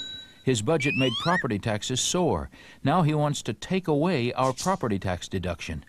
But Chuck Haitayan favors a tax break for special interest lobbying that will cost taxpayers $653 million. Tax breaks for lobbying. Chuck Haitayan, tax hikes for us, tax breaks for the special interests. Isn't that a typical politician? After the movie, an exclusive Channel 2 News poll shows Pataki sinking, Cuomo surging ahead, and the controversy after a boy is killed for a Halloween prank. Without Warning is a realistic depiction of fictional events. None of what you are seeing is actually happening. Continuing our coverage in the aftermath of 3 enormous meteor fragments that struck the Earth tonight, we go first to correspondent Mike Curtis at the FAA's Air Traffic System Command in Washington, D.C. Radio signals from the 3 impact sites may have stopped, but aviation authorities report ticket counters jammed at airports nationwide. This is Baltimore Washington International. Most airlines report delays of up to 3 hours as dozens of flights are being diverted there. Sandy, this is a continental light market, and fortunately the people at this end of the terminal are able to get out because these flights are still taking off. Authorities say it may be morning before traffic returns to normal. This is Mike Curtis at the Aviation Command Center, Washington, D.C. Meanwhile, correspondent Warren Olney has news on the final words of French skier Jean-Paul Chounard. He's outside NASA's Goldstone facility in the Mojave Desert. Warren? Carolyn, in this breaking story that seems to take a different turn every minute, we have just learned that the last words of Jean-Paul Chounard are being analyzed here by NASA's computers. They're checking for any similarities between Chounard's incomprehensible speech pattern and that of 8-year-old Kimberly Hastings, who, of course, was found more than 6,000 miles away. We'll have more on this when we get it. Now back to you. We have an update now on little Kimberly Hastings, the 8-year-old girl found wandering near impact site Alpha. Bree Walker is at Mercy Medical Center in Casper, Wyoming. Bree? Finally, some good news to report as little Kimberly's condition is upgraded from critical to stable. Doctors are still not able to get through to her verbally, so there's no way to know what, if anything, she remembers from the asteroid crash. As to how she got to the impact site, when Donna Hastings, her mother, arrived at the hospital just moments ago, she was mobbed by media wanting to know the answer to that question. How did Kimberly get to Wyoming? Daddy, I got a court order to keep him away, but he didn't care about it. Come on, fellas, give us a break, okay? Tell us more. 3 days ago, he went off to daycare and he just up and he took her from me. But why so far from home? Come on, we're in here. He said that he was going to go to Canada. Kimberly, you got any more questions, please? So you're the lady from the network, right? You're the one who found Kimber? What's your name? What's your name? So much. She's so pissed we can see you. Donna. She's gonna be okay. Donna. Let's go. A couple more questions, please. Thank you so much. Sandy, Dr. Robert Perlman, the astronomer we interviewed earlier, has done a computer analysis of the first 3 impact sites. He's joining us now live from his lab at the American Observatory in Kitt Peak, Arizona. Dr. Perlman, can you hear me? Yes, thanks. This is a 3D model of 6645 Venturi as it came to Earth. It breaks up at a point some 6,500 miles above 90 degrees north latitude, which is the true North Pole. You can see the 3 fragments falling to their impact sites designated Alpha, Bravo, and Charlie. As I connect the trajectories, you will see what looks like a diamond-shaped pyramid with its apex above the pole. The angles on impact are exactly 45 degrees. Forgive me, Dr. Perlman, but that looks remarkably like the line drawing you showed us earlier. What's so new about this model? Well, it will become relevant when I show you this. Now, this is an exact reproduction of a pixelated message that was sent out in 1973 on Pioneer 11. Here you will see symbols for man, the solar system, the DNA double helix, which is the basic molecule of life, and a figure representing the Pioneer spacecraft itself. You will note the upside-down pyramid. Now watch. It's unmistakable. The asteroid fragments represented a symbol. They were using the descent vectors to send us a message. That's an intriguing theory, Dr. Perlman, but I'm sure you'll agree it's subject to debate. Of course. We've invited Dr. Norbert Hazelton to join us. He's Deputy Undersecretary of Defense, and if you don't mind, he has some questions. Not at all. Fire away, Dr. Hazelton. Dr. Perlman, if I understand you correctly, you're saying that aliens visited Earth tonight? No, I said it was possible. Come. You brought in Pioneer. You've matched a couple of triangles. What are you saying? Well, if you put it like that, point blank, yes, it sounds improbable. But consider what happened tonight. The pattern of the impact sites, the radio signals, survivors speaking in tongues, an entire town missing. Forgive me, Doctor. This isn't some Trekkie convention. There are millions of people in the world right now panicking needlessly. Yes, and I would like to know how much that has to do with the hair trigger response of the Pentagon. Me, Doctor. If you can show me aliens in those triangles, I'll give you the second gunman on the grassy knoll. Listen, you know as well as I do that the scientific community is divided on this, but you people see this as an opportunity to hotwire Star Wars, and it shouldn't come down to that. There is much more at stake here. You're damn right there is. Gentlemen, I'm sorry, but we've run out of time. You've just heard from astronomer Robert Perlman and Deputy Undersecretary of Defense Norbert Hazelton. And now to recap, the Earth was rocked tonight by 3 separate fragments from an enormous meteor that landed in the United States, Europe, and Asia. A second meteor on a direct path with the first one was shot down by U.S. planes using nuclear weapons over the North Pole. The 2 pilots in that mission perished.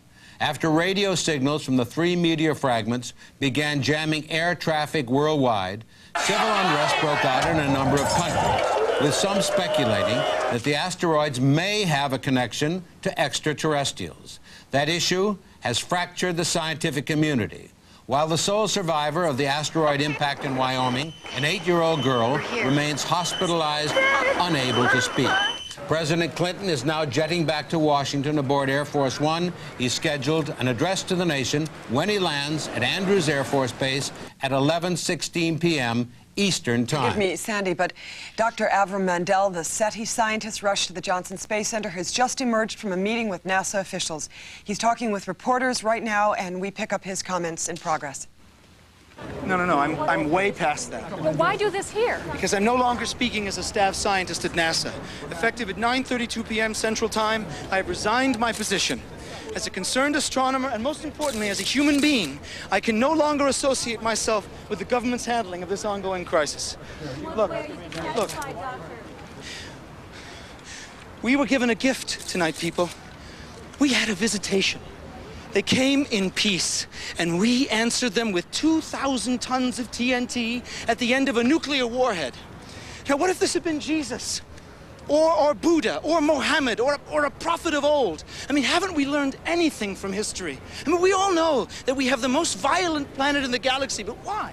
In God's name, why did we have to take it to them? Look, Doctor, you're upset. Why don't we do this the right way? No, I wanted to do this the right way, Dale. That's why I flew out here. I tried to plead with these people, and it didn't do any good. Dr. Mandel, you mentioned before that this is an ongoing crisis. What did you mean by that?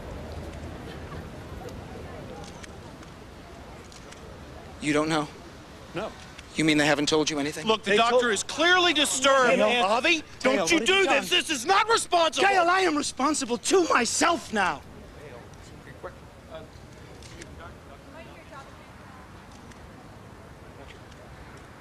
I'm so sorry. I'm so sorry. At approximately 10:32 p.m. Eastern Time, The radio telescope at Goldstone, Mojave, received a signal. Air Force tracking stations locked on as well. There are 3 asteroids of a magnitude of 2 miles each and above that are on a trajectory with Earth.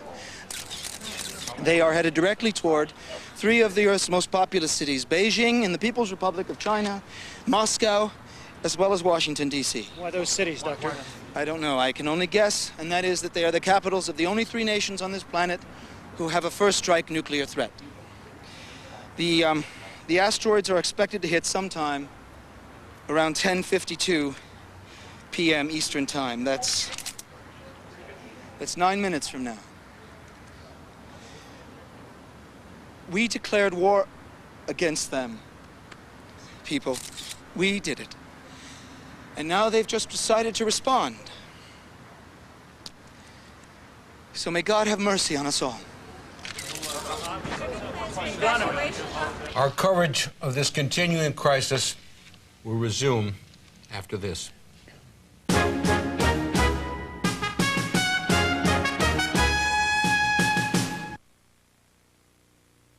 Without Warning.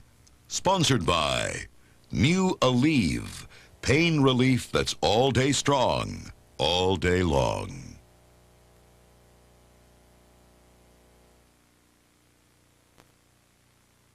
She's not someone who shares her pain, but with working and trying to be the world's best mom, sometimes it gets to be too much.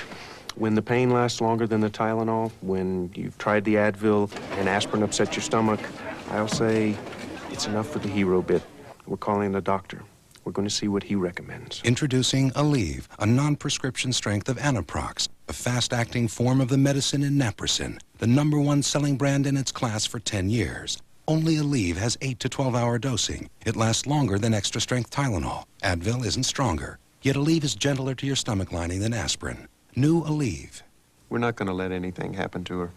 New Aleve. All day strong, all day long.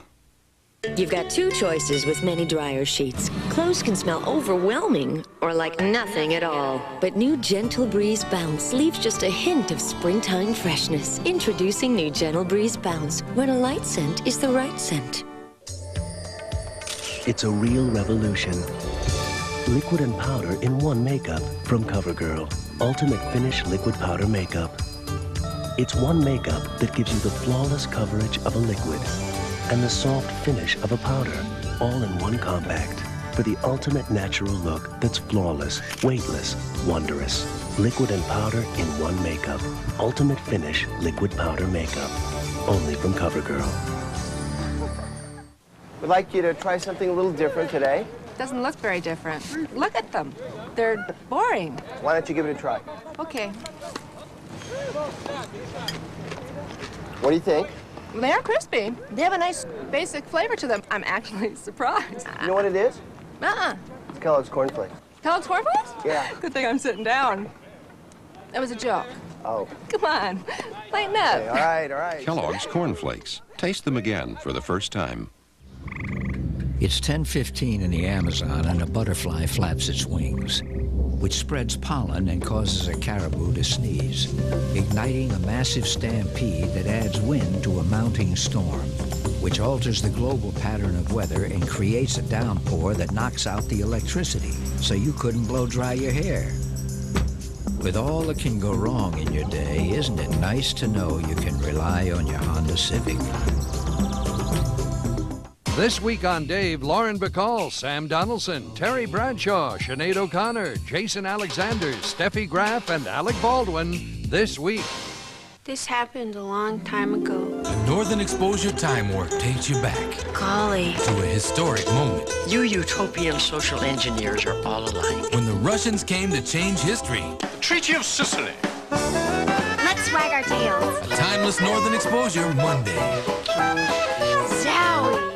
A brilliant surgeon falls ill. Karen, this is very aggressive cancer. You are staying in this hospital. What do you do when it's one of your friends? She has no family. Just us. I haven't been alive, so how can I die? Would you break the rules? Karen, I think you should sit down now. Karen, come on. Okay. Who gave you the authority to discharge a terminally ill patient? Dear God, forgive me. An all-new Chicago Hope, Thursday. This is CBS.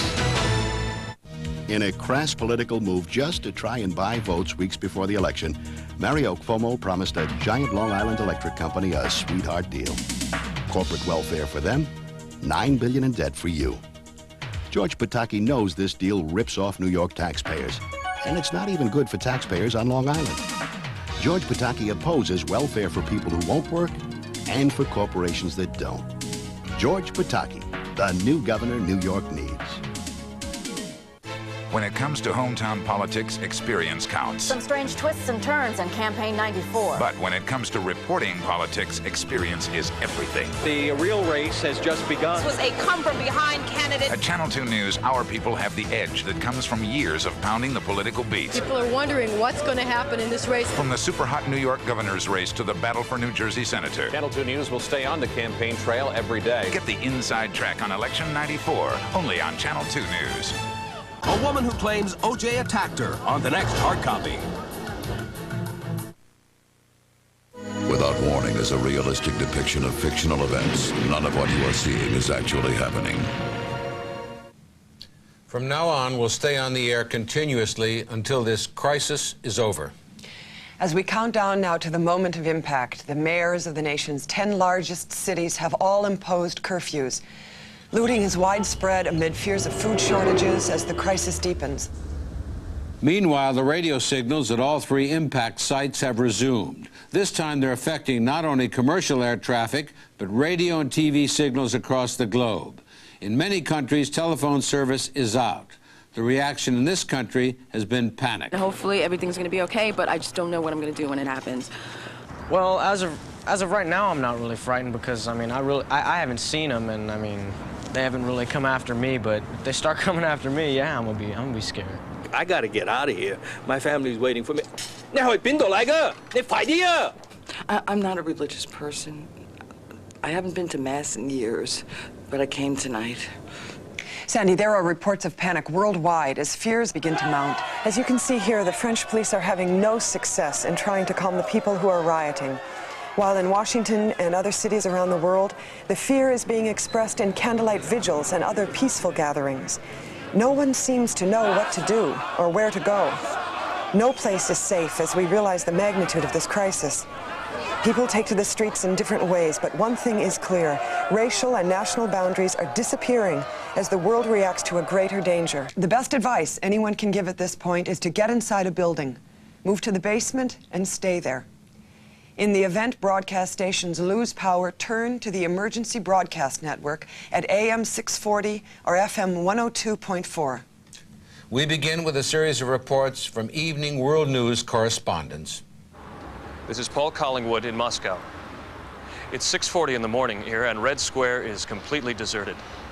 Even during the darkest days of the Cold War, when the U.S. nuclear arsenal was aimed at this city, you never felt such palpable fear. This is not a religious country, but this morning the churches and synagogues are filled. This is Michael Curtis reporting from Washington, a city normally associated with great power. But tonight all anybody really feels is powerless. Some people have gone home to be with their families. Some are in transit trying to get out of this city, but a group of people have gathered here to be together at the feet of a great man who once saved this union, perhaps in the hope that he might somehow do it again. What would you do if you were told you only had 7 minutes to live? Or maybe it's just a strange attraction we have for witnessing natural disasters. Tidal waves, great fires, or this, asteroids falling to Earth. Whatever the reason is, all we can really do is wait and watch and pray. This is Denise Wong reporting in Beijing, where an eerie calm has set in after hours of fierce fighting between riot police and angry student demonstrators. Now people simply want to be with their families, and we can understand why. All services are reported shut down. Hospitals are overflowing. There's word of a massive fire raging through Shanghai with no apparatus or firefighters to stop it. If this is your last day on Earth, you want to spend it with the people you love. Denise Wong, Evening World News in Beijing. You know, Carolyn, at a time like this, you can't help but feel for our correspondents elsewhere. You know, Denise Wong has got a husband and 2 children up in San Francisco. Yes, the threat is imminent, of course, to the cities that we've just mentioned. But if the asteroids hit Earth, as feared, the entire planet will be impacted. Matt Jensen is standing by, as he has been all night, at the Johnson Space Center. Matthew? Carolyn, as you can see behind me, many of the scientists here at the Operations Center have gone home to be with their families. Of the few that remain, Dr. Kurt Loudon. Doctor, we've been told that if even one of these asteroids impacts as expected, the effect worldwide could be apocalyptic. Could you elaborate? Yeah, just like the KT event 65 million years ago. If an asteroid 1 mile or larger strikes on land, it'll throw up enough debris to create what amounts to a nuclear winter. If we can see the screens behind us, you can see the 3 asteroids as they proceed on target. They are now some 11,000 miles from Earth, but closing fast. With 5 minutes and counting until the asteroids break the Earth's atmosphere, late word from the Pentagon that there's a plan in place to meet them head-on. General Lucian Alexander is briefing reporters.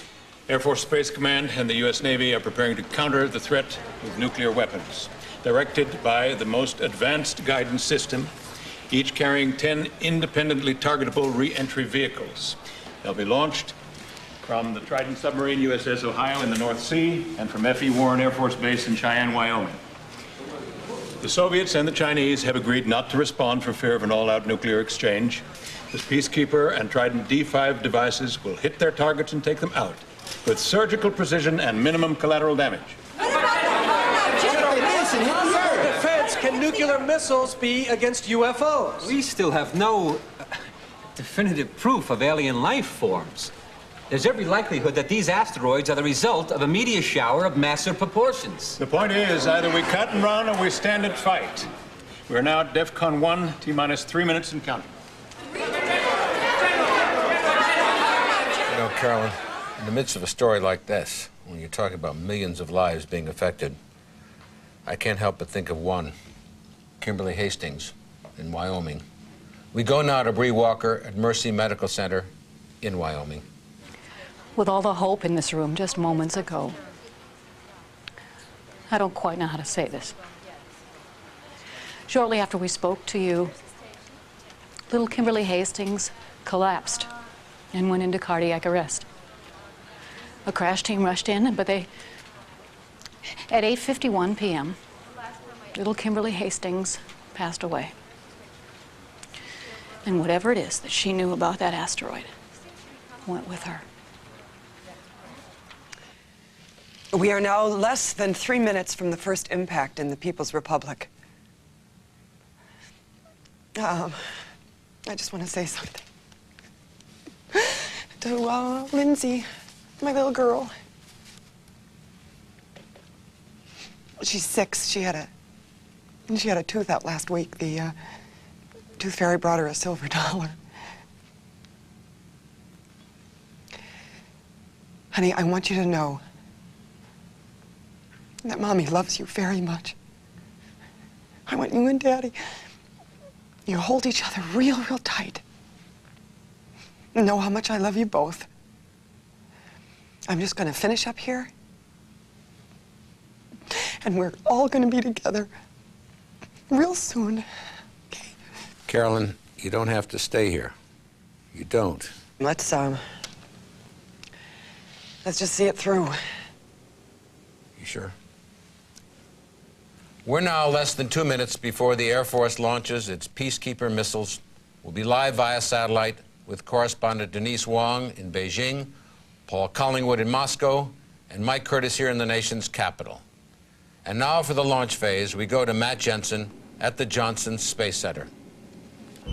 Sandy, the radio signals that you hear and that are coming through our headsets are coming off the feed from Impact Site Alpha. The sound is ear-piercing. I'm going to have to do the rest of this with headphones. Patrick? It's okay, Matt. We can hear you now. The asteroids have now been designated X-Ray, Yankee, and Zulu. It's XYZ. In a few seconds, you'll be able to see them hurtling down towards Earth at 4,000 to 5,000 miles an hour. The missile exchange will be monitored by tracking stations in Maui, Socorro, and in Diego Garcia. Attention all stations. Status green alert. That voice you're hearing is Stand by Major for Scotty terminal Powers, count. the launch control officer. Combat crew initiate execute launch command on my mark in 10 seconds. His voice is from the U.S. Strategic Command, Offutt Air Force Base in Omaha, Nebraska. 5, 4, 3, 2, 1. Launcher closure open. Missile away. Denise Wong, Beijing is target 1.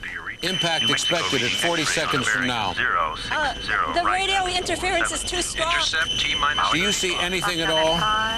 You're breaking up, Sandy. I'm sorry. I'm going to have to take the headset off.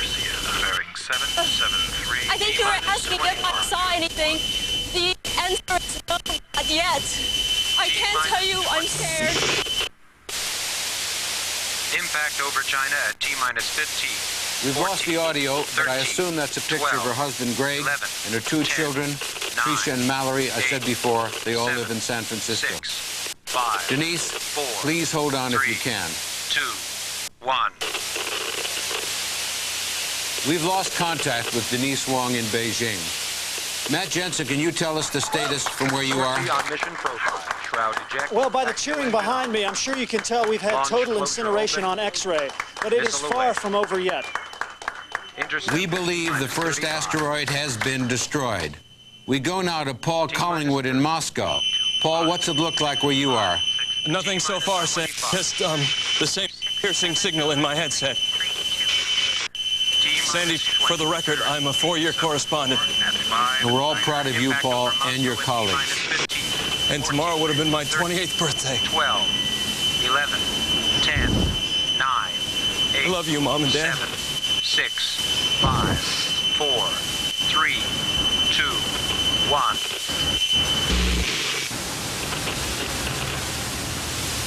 Sandy, what happened?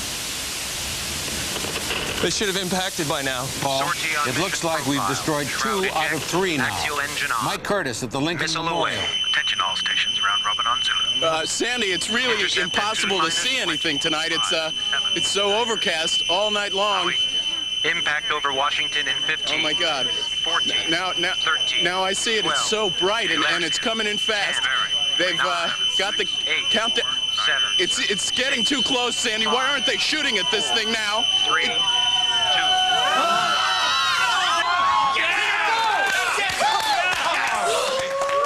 Thank God. Thank God.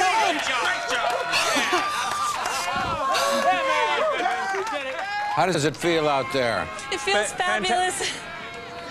It's like the day the wall went down. Yeah. Happy birthday, Paul. Happy birthday, Paul. Thank you, Sandy. Thank you, Denise. We're going to go home now. I'd say you've earned it. Thanks for a job well done. Thank you very much. Have a very good day. Have a good day. Reaction from around the world is typical of this live footage you're seeing right now.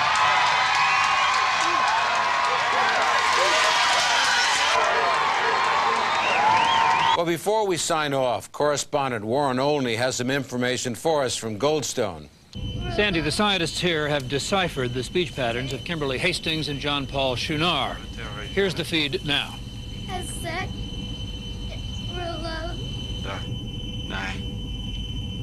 Schwanz. Rotary Jenner.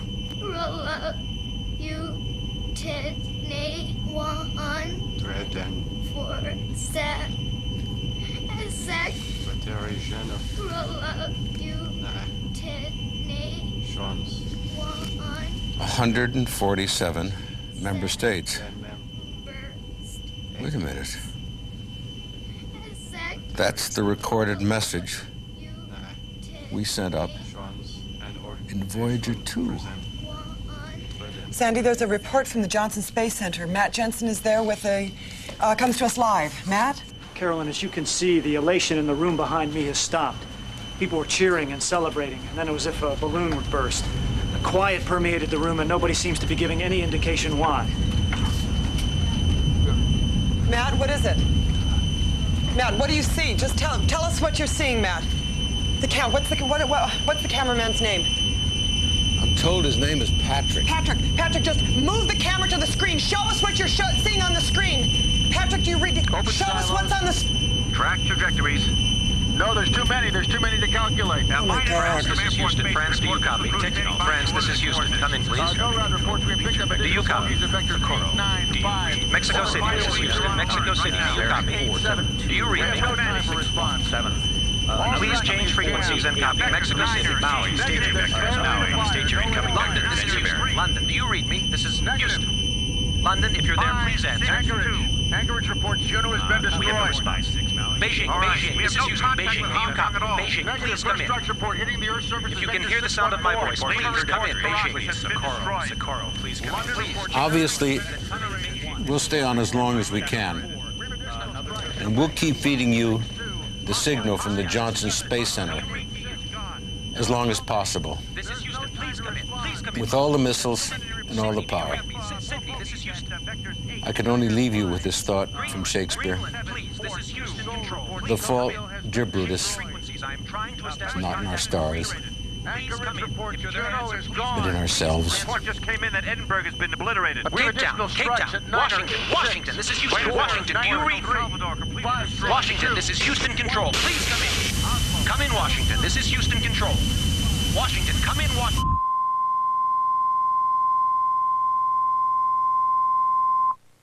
Without Warning was not an actual newscast. This was a fictional movie.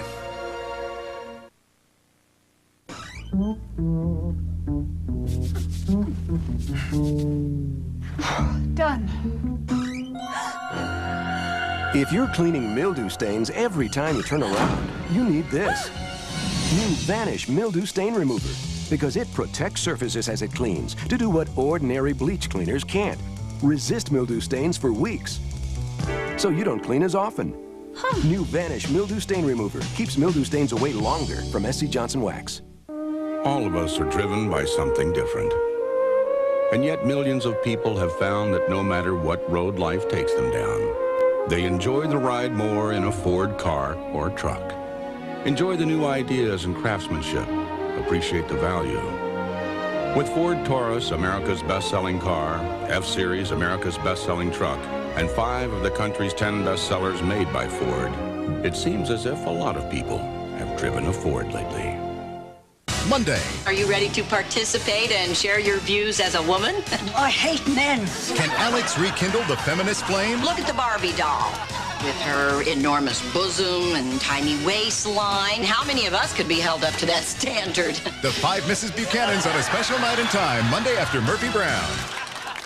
A kidnapping. Glass. Oh no, Benny, not the window. Takes this Mountie and this cop to the wrong place at the wrong time. The FBI. Great. Due South Thursday. Karen Silas, the woman to watch Friday. I'll get you if I have to go all the way to hell. This detective scores a direct hit performance. She's a real good cop. A standout. She is definitely not one of the guys. You got a problem working with a woman? And Under Suspicion is not just another cop show. Karen Silas, Under Suspicion, Fridays on CBS.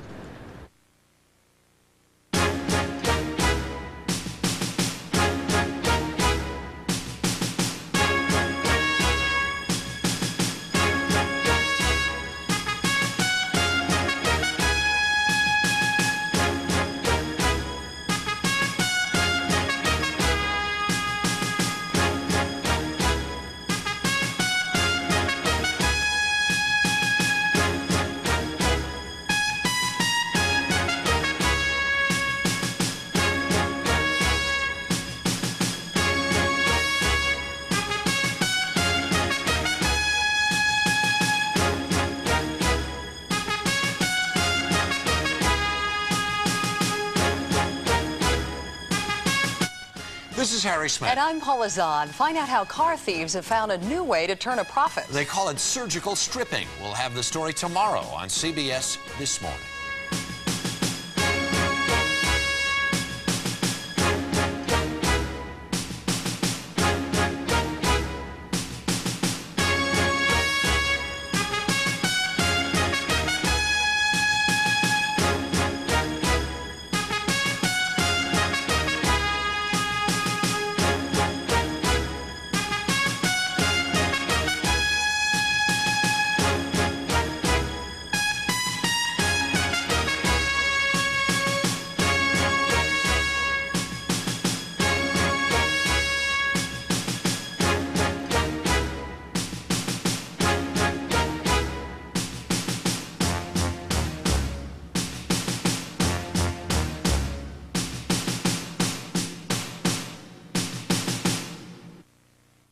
Two women who changed the face of television drama. I suppose you wouldn't consider being a cop again. You are not going to do this again, Mary Beth. Oh, you think she's too old? Shaken by personal crisis. Bobby. Emmy winners Sharon Gless and Tyne Daly. I owe you, Cagney. Discover friendship is timeless. Cagney and Lacey the Return next Sunday. And in 2 weeks, he said he didn't give a damn. But the truth is, he did. And you're about to find out how much. Scarlet, Sunday, November 13th. This is CBS. Character, integrity, and a vision for New York's future. Pretty rare in politics these days. That's why I've always admired and respected Mario Cuomo. Still, some say it's time for a change. That may sound good, but before you throw the baby out with the bathwater, you better be sure you're getting something better. Remember, you're electing the governor of the Empire State. Don't end up with just another politician. So go with experience, character, and integrity. And that's Mario Cuomo.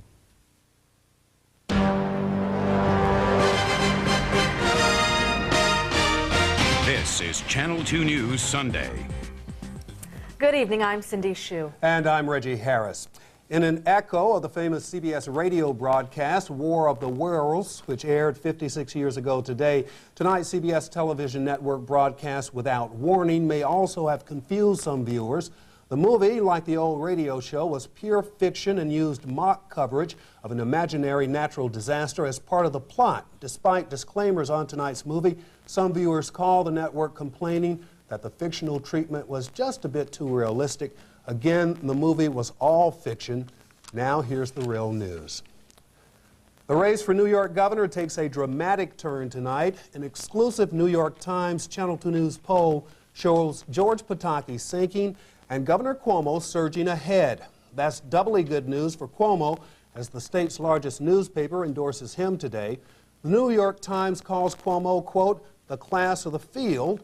And as Channel 2's Marcia Kramer reports, today's poll suggests a growing number of voters agree. Rudy Giuliani sat on his porch at Gracie Mansion today and told Channel 2 News how comfortable he is with his bombshell decision to cross party lines and endorse Democrat Mario Cuomo for re-election. I was absolutely surprised to see how little George Pataki had to offer in the 4 and 5 and 6 days after it. It seems that the shock of this totally threw him off kilter. He doesn't seem to have any ideas, any thoughts. So it confirms my view that he doesn't have what it takes to be the leader of the state. And Giuliani may be comfortable with his decision, but so are New York voters. 66% of New Yorkers in a Channel 2 News New York Times poll said the cross-party endorsement demonstrates political independence. Only 22% say it's politically disloyal. Voters like to see independence. Voters often tell pollsters that they choose candidates to vote for not on party identification, but they vote for the person, not the party. One person voters definitely aren't ready to vote for in this election is Senator Al D'Amato, who campaigned tonight with Pataki. 77% of voters say they think D'Amato is closely or somewhat involved in the Pataki campaign, and that hurts Pataki. 39% say they would be less likely to vote for the Republican challenger because of D'Amato's involvement. But then Pataki's a hurtin' buckaroo anyway. Our poll has Cuomo surging into a double-digit lead for the first time. Statewide, Cuomo has 44%, Pataki 34%, while independent Tom Golisano has 7 points, and right-to-life candidate Robert Walsh has 3 points. That was a dramatic shift from a month ago when Cuomo trailed Pataki 41% to 44%. Why the shift? You have a huge change in the suburbs, in the New York City suburbs. That's right. Voters in Nassau, Suffolk, Westchester, and Rockland counties have switched horses. 1 month ago, suburban voters went with Pataki, 47% to 36% for Cuomo. Now Cuomo is on top with 48% of the vote. Pataki trails with just 36%. I think it's going to be close, and my theory is you have to fight as though you're 10 points behind. And the guy who is 10 points behind was certainly fighting big time. Obviously, Governor Cuomo and the mayor made a deal.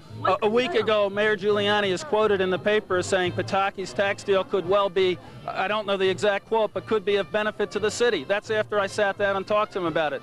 What has changed is Mario Cuomo is going all across this state, trying to buy votes and cut deals. The deal Team Pataki yammered about today sounded pretty divisive.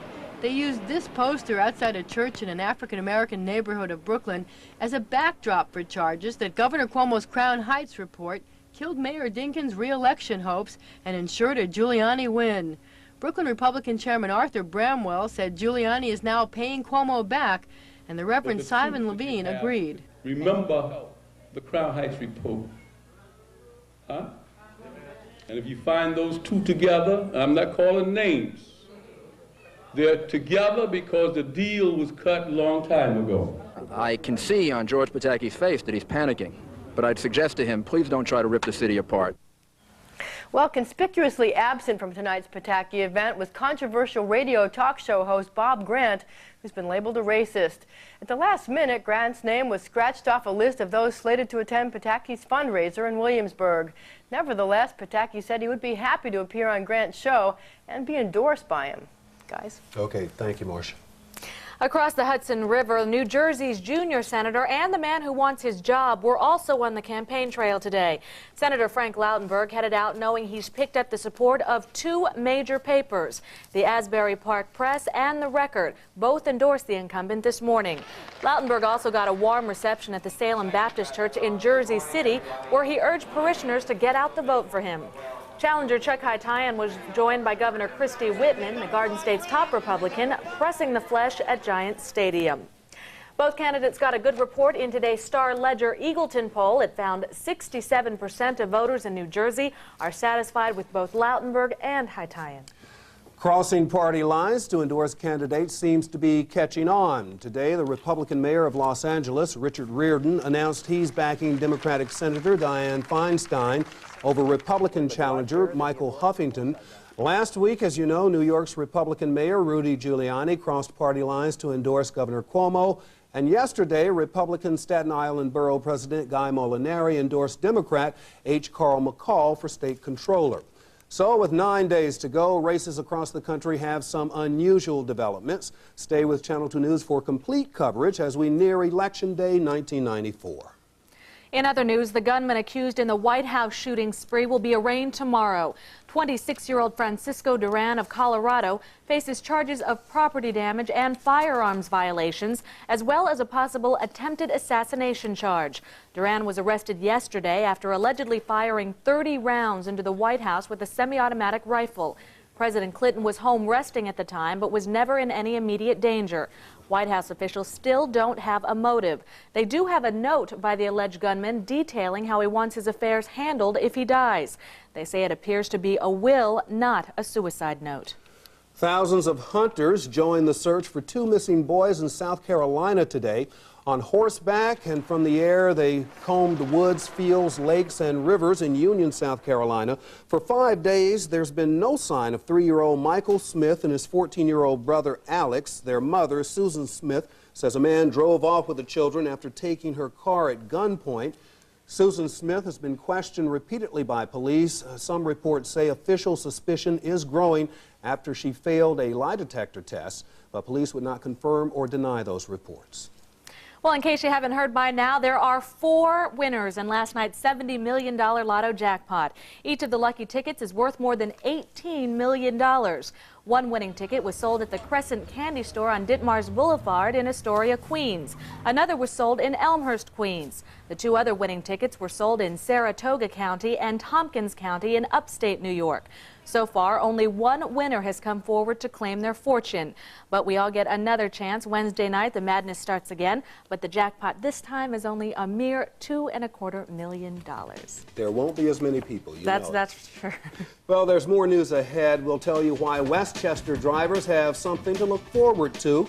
And a kid's Halloween prank takes a deadly turn, but his parents claim it's an accident that should never have happened. And later, a pile of dust is all that remains of a piece of Philadelphia retail history.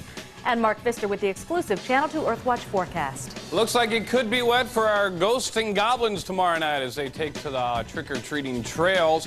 How long will the rain last, and when do we expect it to get here? We'll tell you coming up in just a couple minutes, so stay with us. Channel 2 News is sponsored by your Tri-State Toyota dealers. The 95 Toyota Camry is here, and we're so sure it beats the competition, you're invited to a Toyota test. Make the Camry comparison. Road and Track said you can't go wrong with a Camry. Consumers Digest named Camry a best buy. And Camry's been recognized for one of the highest resale values in its class. Test your Toyota dealer. At $239 a month, this Camry lease more than passes the value test. Test the Camry. Test the deal. Test it now. Nobody beats your Toyota dealer.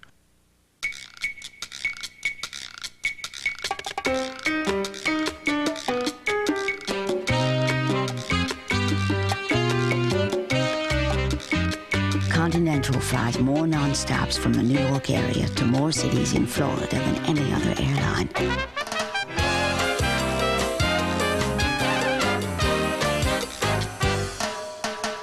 Continental, it's more airline for your money.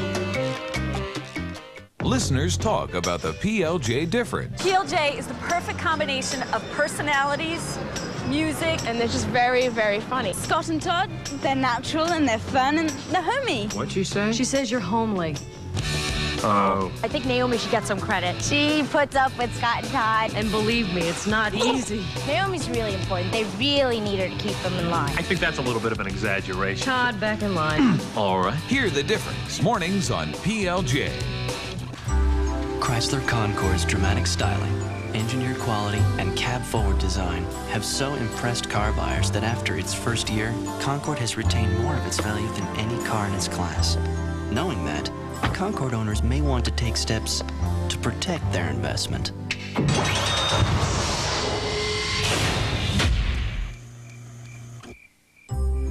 Chrysler Concorde, a valuable expression of form following function. A Bronx man is in critical condition tonight, his feet severed in an accident involving an alleged drunk driver.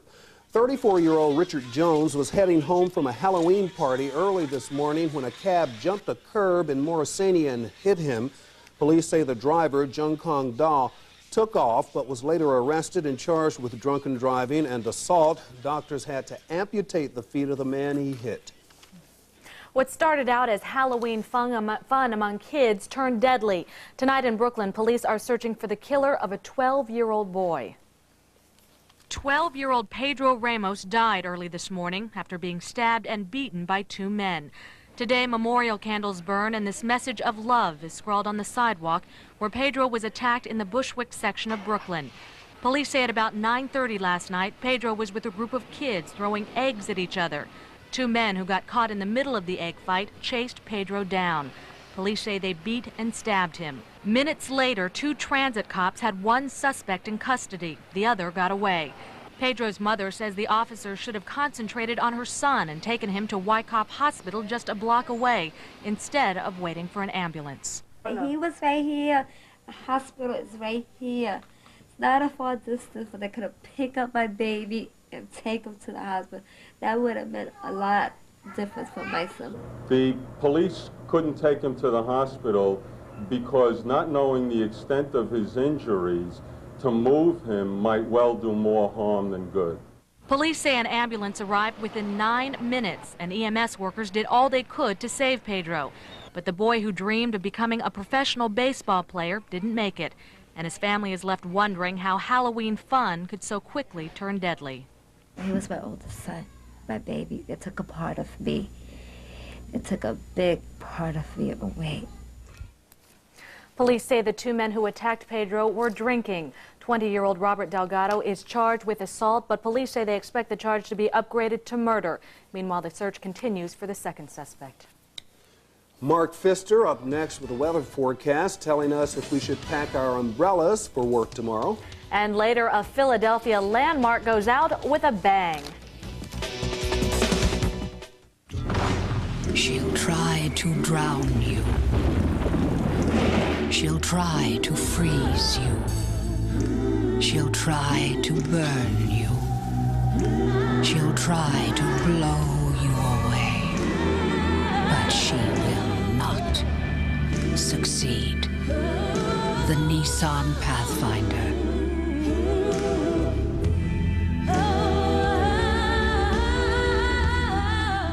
It's was a bureaucratic nightmare. All of this is all the paperwork that I'm trying to straighten out. When these local merchants set up a sidewalk sale, they were slapped with a fine they didn't deserve. I think they're just trying to make money any way they can, and they're picking on the little people. Now, we'll tell you how the city used strong-arm tactics to bully some small businesses.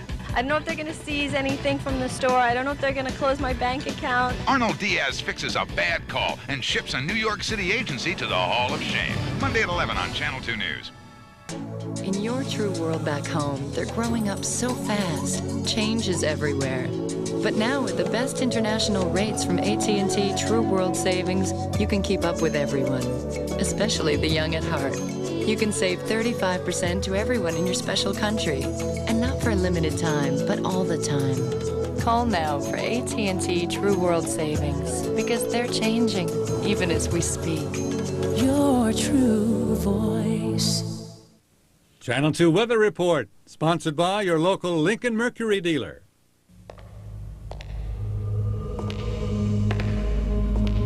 It is showtime. It's Sable Showtime. Now lease Sable for $299 a month with $850 down after RCL cash for 24 months. Just $299 on Sable. The car that set new standards in style and safety now takes value to new heights. Everybody wins during Sable Showtime. Only at your tri-state Lincoln Mercury dealer. Closed captioning on Channel 2 News, underwritten by the American Express card. Drivers in Westchester County can soon keep their quarters in their pockets. As of midnight Monday night, the toll booths on the Sawmill Parkway and the Hutchinson River Parkway will be out of business. The tolls have been in effect for 50 years, but within the next 30 days, the toll booths will be bulldozed to the ground, making the lives of Westchester drivers just a bit easier, faster, and cheaper. I hear them cheering. Yes. You bet. But you don't have good news with the weather. Rain is coming. It looks like it should be here by midday tomorrow and then continue through trick-or-treat time tomorrow night in and through Tuesday. Down in Key West, Florida, they celebrate Halloween just as good as most people. This is the 16th annual. It's called the Fantasy Fest, and they spoof local, actually national and current affairs as far as news and stuff goes. Here's one of my favorites. Pigosaurus Rex was down there today doing a little dance thing.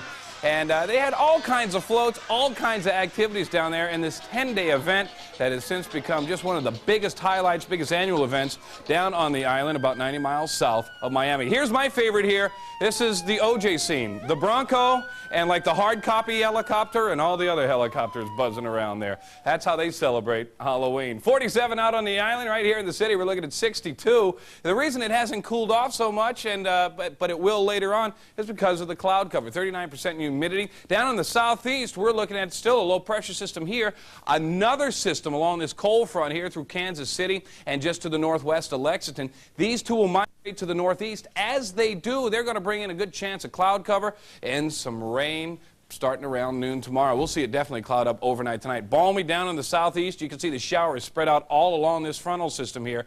This system from right down here will move up, probably get to us first, and then the cold front will push through, so it looks like rain over the next couple of days. 55 here in the city for an overnight low tonight, 45 out on the island. Tomorrow, look for showers to begin around noon, then continue and increase throughout the day tomorrow. Could be a soggy ghost and goblin Tuesday. More rain, breezy and sunny by Wednesday. All right, thanks, Mike. Well, Tom Verrado is next with sports. The Giants' losing ways continue against the Lions. So close, yet so far for the Jets as they face the Colts. It had to be you. It invented the standards for how a minivan should ride and drive. It exceeds 1998 car safety standards. It gives you more choices than any other minivan. Dodge Caravan, the best-selling minivan of all time. Millions of people wouldn't know what to do without it, but they sure know what to do with it. It had to be you, a wonderful you. It had to be you. In business, there never seems to be enough of it. And the last thing you can afford to do is run out of it. Time. So rest assured, Delta Airlines will help you make the most of it. With over 4,900 flights a day to over 300 cities around the world. And best of all, we'll make sure you arrive relaxed and refreshed with plenty of time to spare. Delta Airlines. The whole idea behind Friends and Family 2 is to make it easier for you to stay in touch with all the people in your world.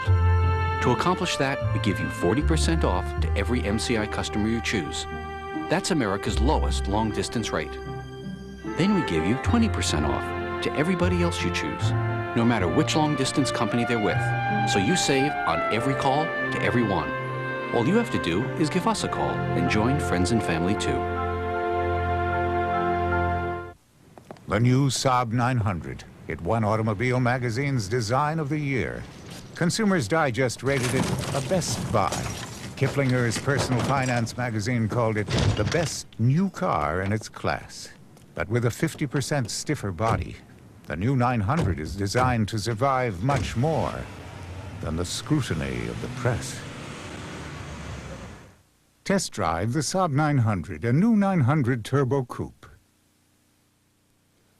Tom Barato now with sports, and don't talk playoffs, I guess, for the Giants. Huh? No, let's just get back on the winning track, okay? Giants lost to the Lions in overtime today, 28-25. That's 5 straight losses, and it ain't going to get any easier, my friends, because next week the Giants head to Dallas. Let's go to the Meadowlands. The Giants in blue. The snap goes over Dave Brown's head. He's smart enough to throw it out of the end zone for safety. It was 2-0 Lions. That saved a touchdown. Rodney Hampton, 138 yards on the day, 4 yards here, made it 7-2 Giants. Scott Mitchell, up top, right before the half, to Herman Moore, 10-8, Giants led at the half. Brown was picked off by Mike Johnson, and for the 3rd time this year, one of his interceptions goes the distance for a touchdown. 48 yards, 18-10, Lions led. Then Dave Meggett, getting back into the action. Watch him. He looks like he's going to get hemmed in here. Then keeps his balance, goes the other way, says, give me a block there, guys. 56 yards for the touchdown. The Giants went for the 2-point conversion. The game was tied at 18. Play that turned the game around. Herman Moore, look at him. He's going to catch a touchdown, or is he? He bobbles it, he bobbles it, he drops it right there. The referee said he bobbled it, no touchdown. He was overruled. Touchdown Lions, 25-18. But Brown came right back, hit Aaron Pierce. Tied at 25, heading into overtime. There, Jason Hansen, a 24-yard field goal in OT. The Lions win 28-25. 5 straight losses, my friends, have left the Giants. I don't know that this one hurts any more than any of the rest. But when you've lost 4 in a row and you turn around and lose the 5th one, I think the pain gets a little deeper. I don't know what we got to do to win, but we lost 5 games in a row, and I just hope the team doesn't really lose sight. I've been on the Super Bowl team. We won close ball games. We're not doing that now. Tied up like that and going overtime was again, it was kind of indicative of the way this season's gone. If we're going to get something, it's going to be the hard way, and obviously it didn't work out for us. It's only going to get harder. The Giants go to Dallas to play the Cowboys next Monday night. Well, the Jets went down to the Colts 14-0. Then they could never catch up. They lose 28-25, just like the Giants. Let's go to Indianapolis. The Colts in the home blue. Don Majkowski starting in place of Jim Harbaugh, hits Floyd Turner. It was 7-0 Colts. It's 14-0 now. Jets get on the board. Boomer Esiason back to pass, hits Art Monk. 14-7. It was Monk's first touchdown as a Jet. 21-10. Jets' Mo Lewis picks off Majkowski, shakes off a couple tacklers, goes 18 yards for the touchdown. The 2-point conversion made it 21-18 Colts. 4th down. Marshall Faulk, 110 yards on the day, picks up 29 here in the touchdown. 28-18 Colts led. 4th down. Boomer Esiason to Rob Moore, and Moore is gone. 41 yards for the touchdown. Jets are within 3 at 28-25. 4th and 1. Jets' last hope. Moore gets stopped. He gets stopped. Or does he? They're going to measure it. Pete Carroll's excited on the sidelines. They put it down 2 inches short. That's it, Pete. You lost. Jets lose to the Colts by 3 and get no help from the officials on that play. There was a lot of calls I thought were questionable around the line of scrimmage today about spots, and that was just another one of them. We weren't as sharp as we should have been early on, and to look at one play and say that was the play that lost the game, I think would be a cop-out. We weren't perfect on all 150, so I think this was the outcome. Jets come home to play Buffalo next week. Eagles came back to beat the Redskins today, 31-29, as Skins rookie Gus Frerotte tastes defeat for the first time. Let's go to Washington now. Skins in the home white. Frerotte won his debut last week, gets picked off here by Greg Jackson, and Jackson's gone. 55 yards later, the Eagles had a touchdown. Philly goes on to beat Washington by 2. Let's check the scores. Dallas a field goal better by Cincinnati. Buffalo crushes Kansas City. Miami is 20 better than New England. San Diego goes to 7-1. The LA Raiders a field goal better than Houston. Denver beats Cleveland 26-14. Minnesota all over Tampa Bay. And tonight, Pittsburgh and Arizona are at overtime at 17. In golf, Mark McCumber went one extra hole to beat Fuzzy Zeller and win the PGA Tour Championship. Let's go to San Francisco. McCumber, 4 birdie on the first hole, a sudden death. He dropped it. He picks up $540 grand for the win. We'll have all the sports coming up on the update. All right, Tom, okay. thank you. Well, coming up next, a piece of Philadelphia history reduced to rubble. Within seconds, the walls come tumbling down. We'll show you next.